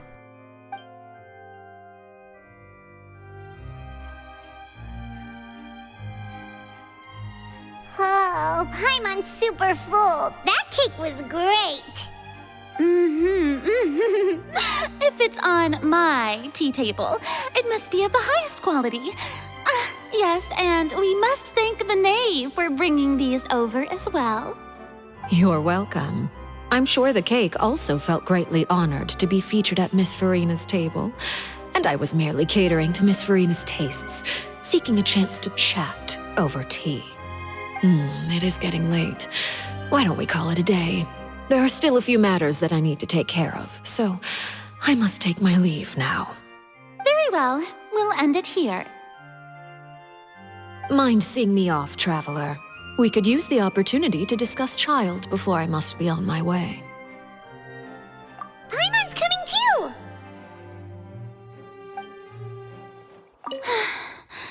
The tea party turned out to be even more difficult than I'd imagined. Why are you looking at me like that? Is something the matter? If there's nothing urgent, then I shall be retiring for now.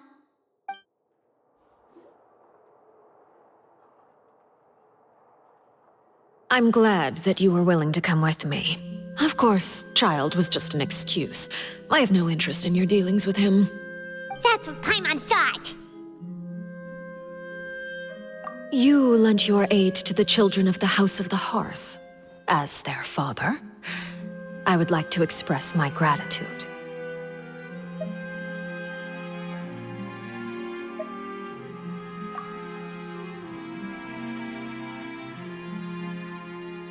That was all. Formal topics should be discussed in formal settings, and informal topics in informal settings. I know you just returned from the fortress of Meripede. Relax. I have no intention of trying to get anything out of you. Linny, Lynette, and Fremine are still there, and I trust their judgment and abilities. They've all been working very hard and have always done all they can to fight back against anyone who tried to stop them, especially Linny. You mean Wriothesley. He's a tricky one to deal with.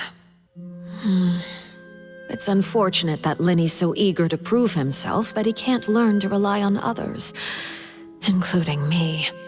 By the way, and you can just consider this a bit of idle gossip, but what's your impression of Furina?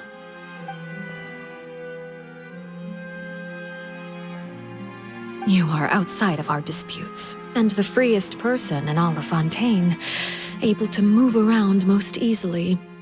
Allow me to share my perspective with you. And that's everything that happened during the trial. Master Child was declared guilty and immediately transported to the Fortress of Meripede. Didn't he say he was coming here on vacation? Does he not feel an ounce of shame for all the trouble he has caused?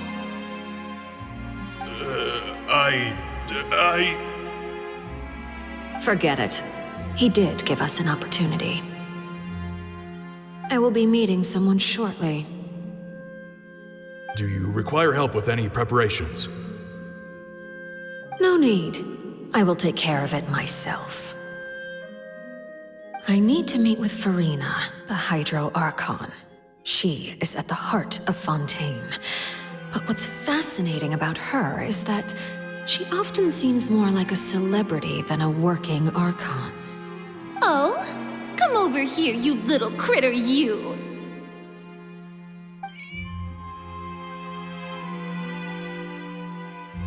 You dare to run from me? Stop right this instant! My goal is just to discover the location of the Gnosis. But I didn't expect the chance to approach Furina to be handed to me on a silver platter. This is so easy, it's actually making me a bit suspicious. Anything left unguarded is usually just bait. But no one will blame someone for taking the bait. After all, from the moment it was attached to the hook, the bait is meant to be sacrificed. It's just as I guessed in the second before I struck. The Hydronosis is not currently held by the Archon. In fact, this Archon doesn't seem like a god at all. And I sense that she's under some kind of curse. Who are you? And what are you trying to do? Please don't kill me! I'm begging you, please! The fear in her pupils is genuine, so perhaps she's not bait after all. Either way, targeting her has lost all meaning. I left the scene with ease.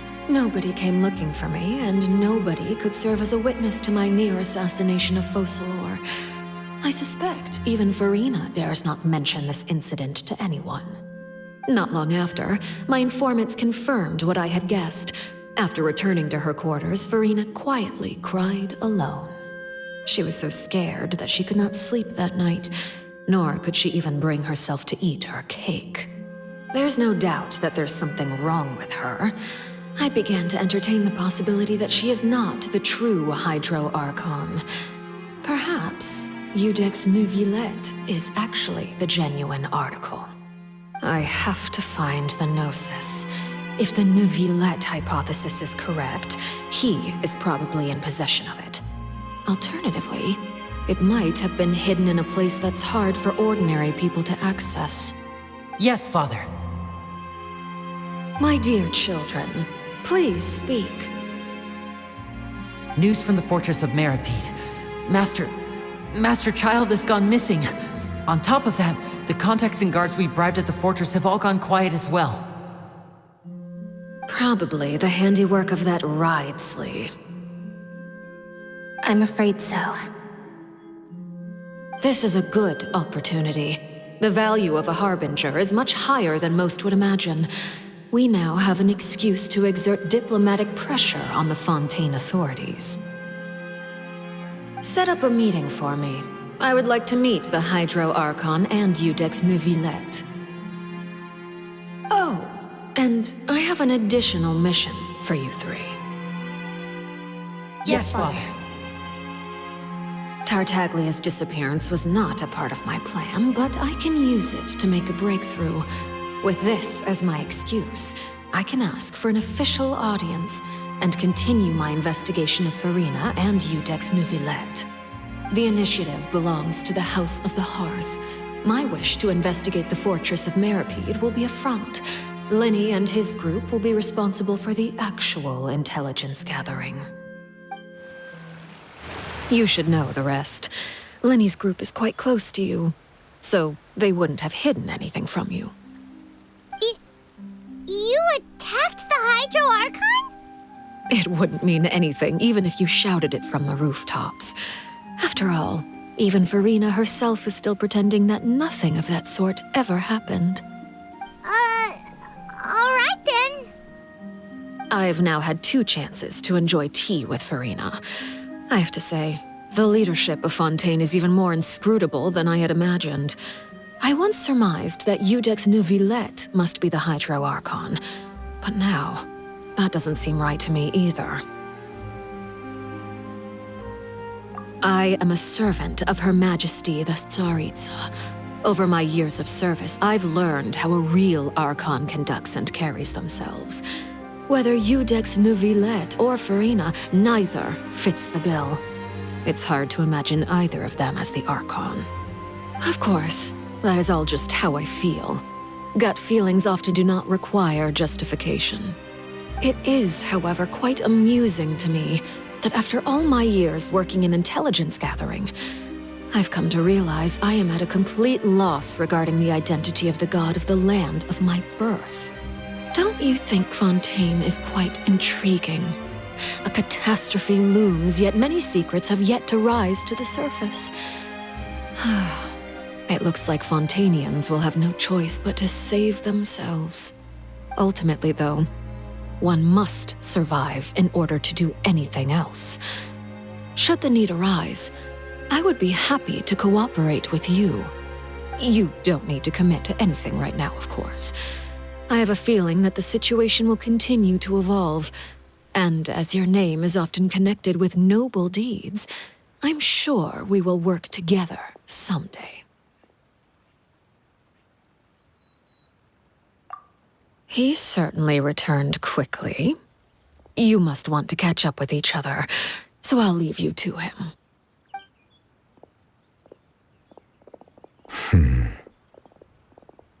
Neuvillette, is it over? For now, yes. But this issue will prove quite thorny in the long term.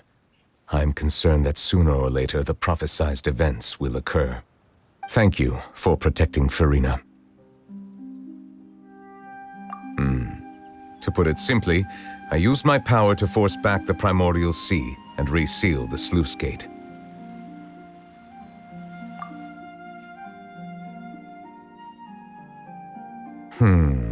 So as expected, the knave has turned up the pressure on Farina. She's trying to feel her out, though I'm still unsure as to her motives. Permission granted. Whoa. It can't be that you're the real Hydro Archon, right? But that's just a speculation on our part, though. You can't tell us? Then that's okay. We can talk about something else. We won't try to force you. You guys in Fontaine are super strange. If by the phrase, "you guys," you are referring to Farina and I, then although I'm not sure just what you are trying to imply, I must clarify that I do not share her positions on a multitude of topics.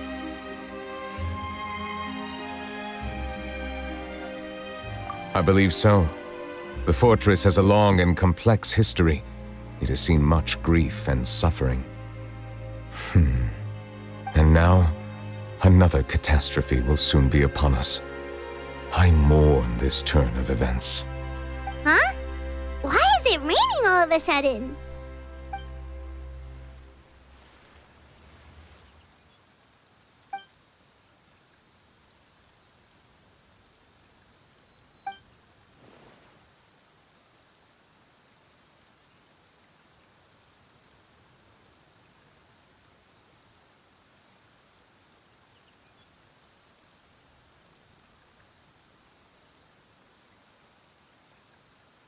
You may be closer to the truth than you think.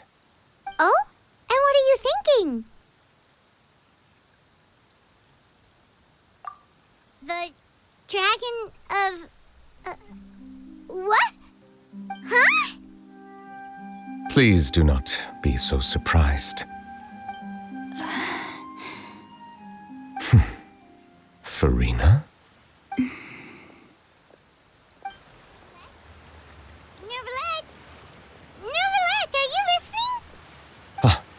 My apologies. We were just guessing randomly. We didn't guess right, did we?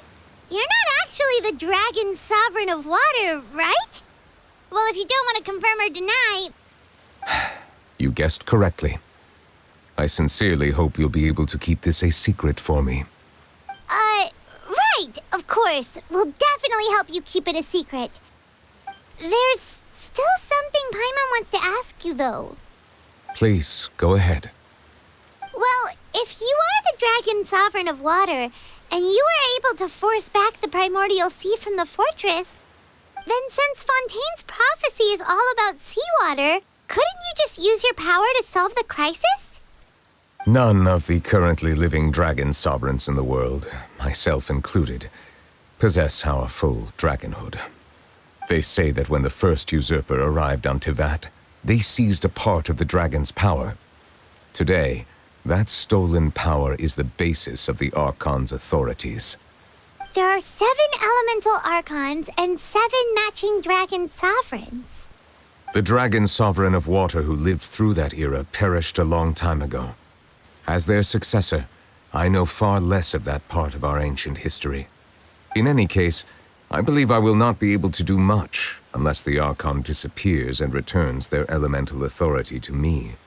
Given the status quo, however, I would recommend finding another way to deal with the prophecy. Oh, so even you can't solve it. I still have some urgent matters to attend to at my office. If you have any more questions regarding ancient history, you are welcome to discuss them with me at a later time. Please go right ahead. There's a place that Paimon wants to go too. Traveler, why don't we pay another visit to the Fortress of Meropide? Paimon is a little worried. We'll see you another time. Take care.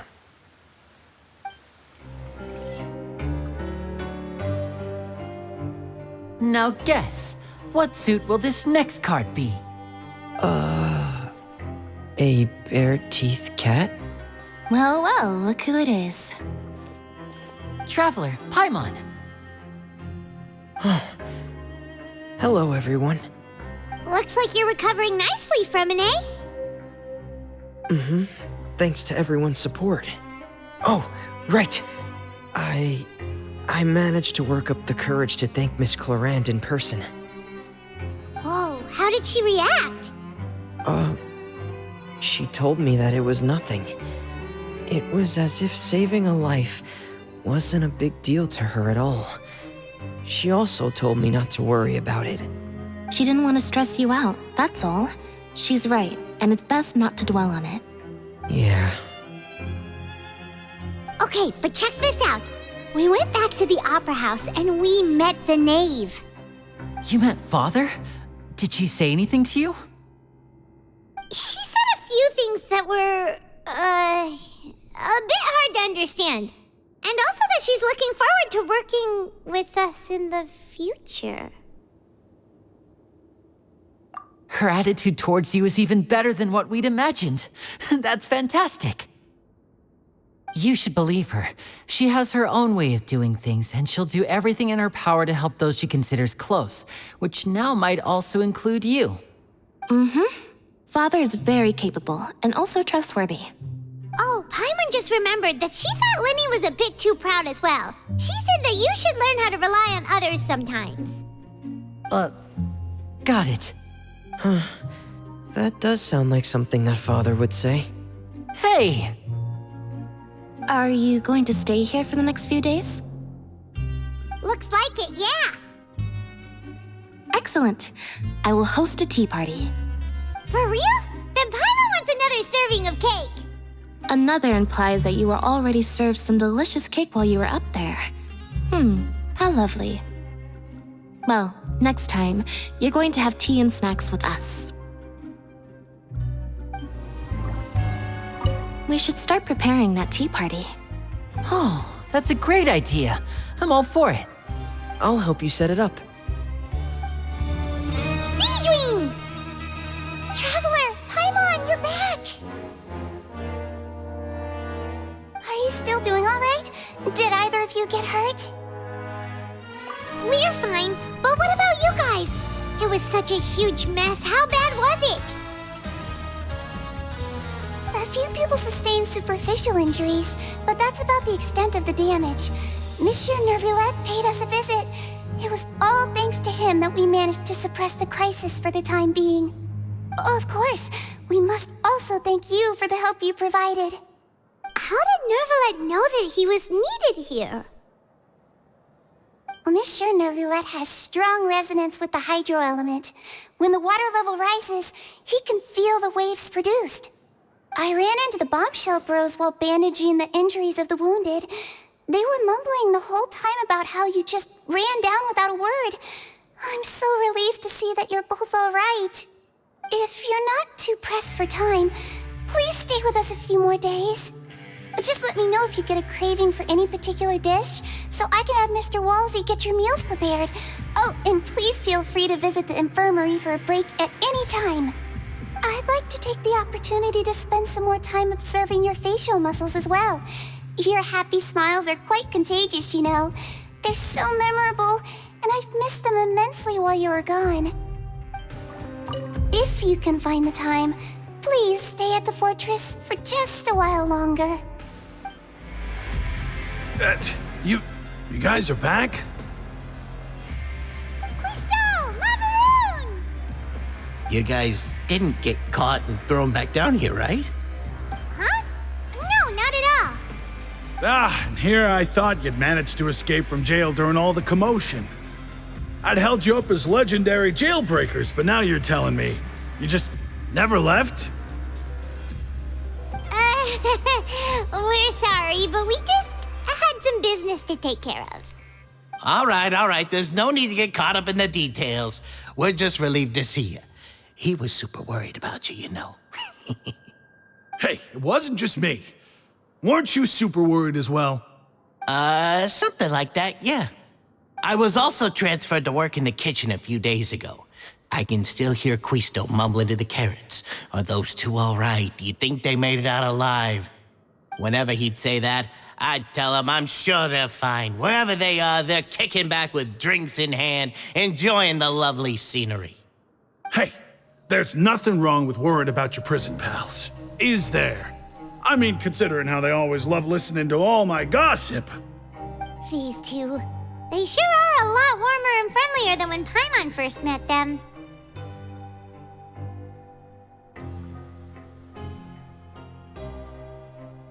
Oh, well, if you say so. I'll be watching you to make sure you finish every last bite.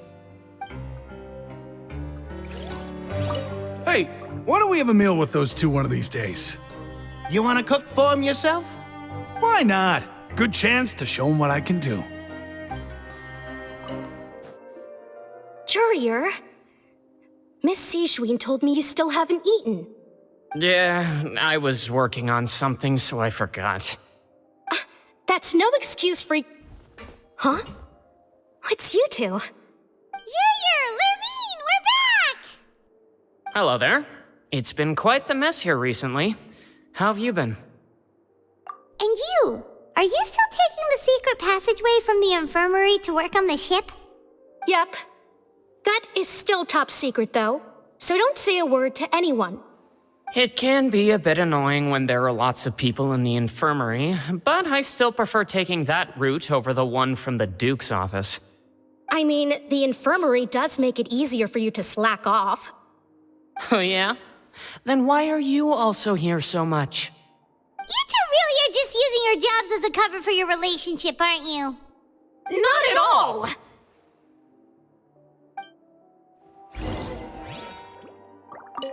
Courier, the rumors about us are literally everywhere now. Please do something about it. But it's not like I caused them by myself. All right. I'll try to do something about it when I can find the time. Do my eyes deceive me, or did I just see 2 inmates come back after making it to the surface? Some strange winds blowing of late. We wanted to see how the fortress is doing. Is everything still all right? We're fine, for the most part.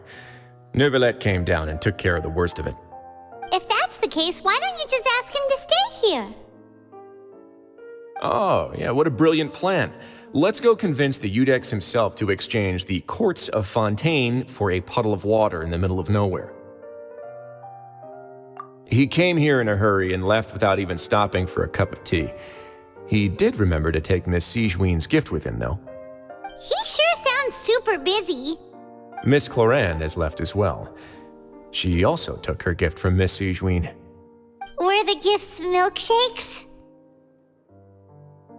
Neuvillette got the milkshake. Clorand received lipstick instead. Those aren't even remotely alike. Well, it's Neuvillette's own fault for making Sigewinne worried about his health by working so much. But besides that, our head nurse is still pretty fond of picking out beauty products for the ladies. Oh, and I have some gifts here for you as well. Are these from Sigewinne too? Nope, they're from yours truly. You've already wrapped up your work at the fortress, so you can return to the surface at any time. You haven't yet served your full prison term, however, so you may continue to use your cell until your term is up. For real? Then we could stay here for a really long time? You may access the cafeteria for free. Hooray! Just remember to come complete your paperwork once it's time for your release. Your file can't be closed until we've completed your paperwork, so don't forget to come find me again when you're done serving your sentence. We're back in our cell again. We're no longer prisoners, though, so it really doesn't feel the same. Being free sure feels pretty special now. Huh? How did you know? Hey, that's not true! All right. Okay, Paimon just wanted to say that we really are an amazing duo after all. It's like we've now gone to so many places together and become friends with so many people. We've never stopped traveling or stopped meeting new friends.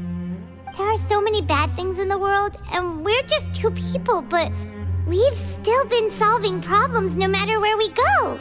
Isn't that pretty cool? You're counting Paimon today?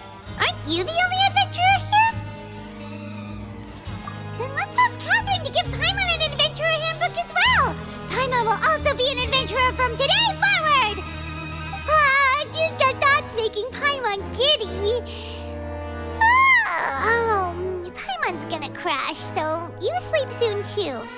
The last time we fell asleep here, we woke up to a whole mess outside our cell. The primordial seawater nearly rose up. That was so scary. We should be safe now, right?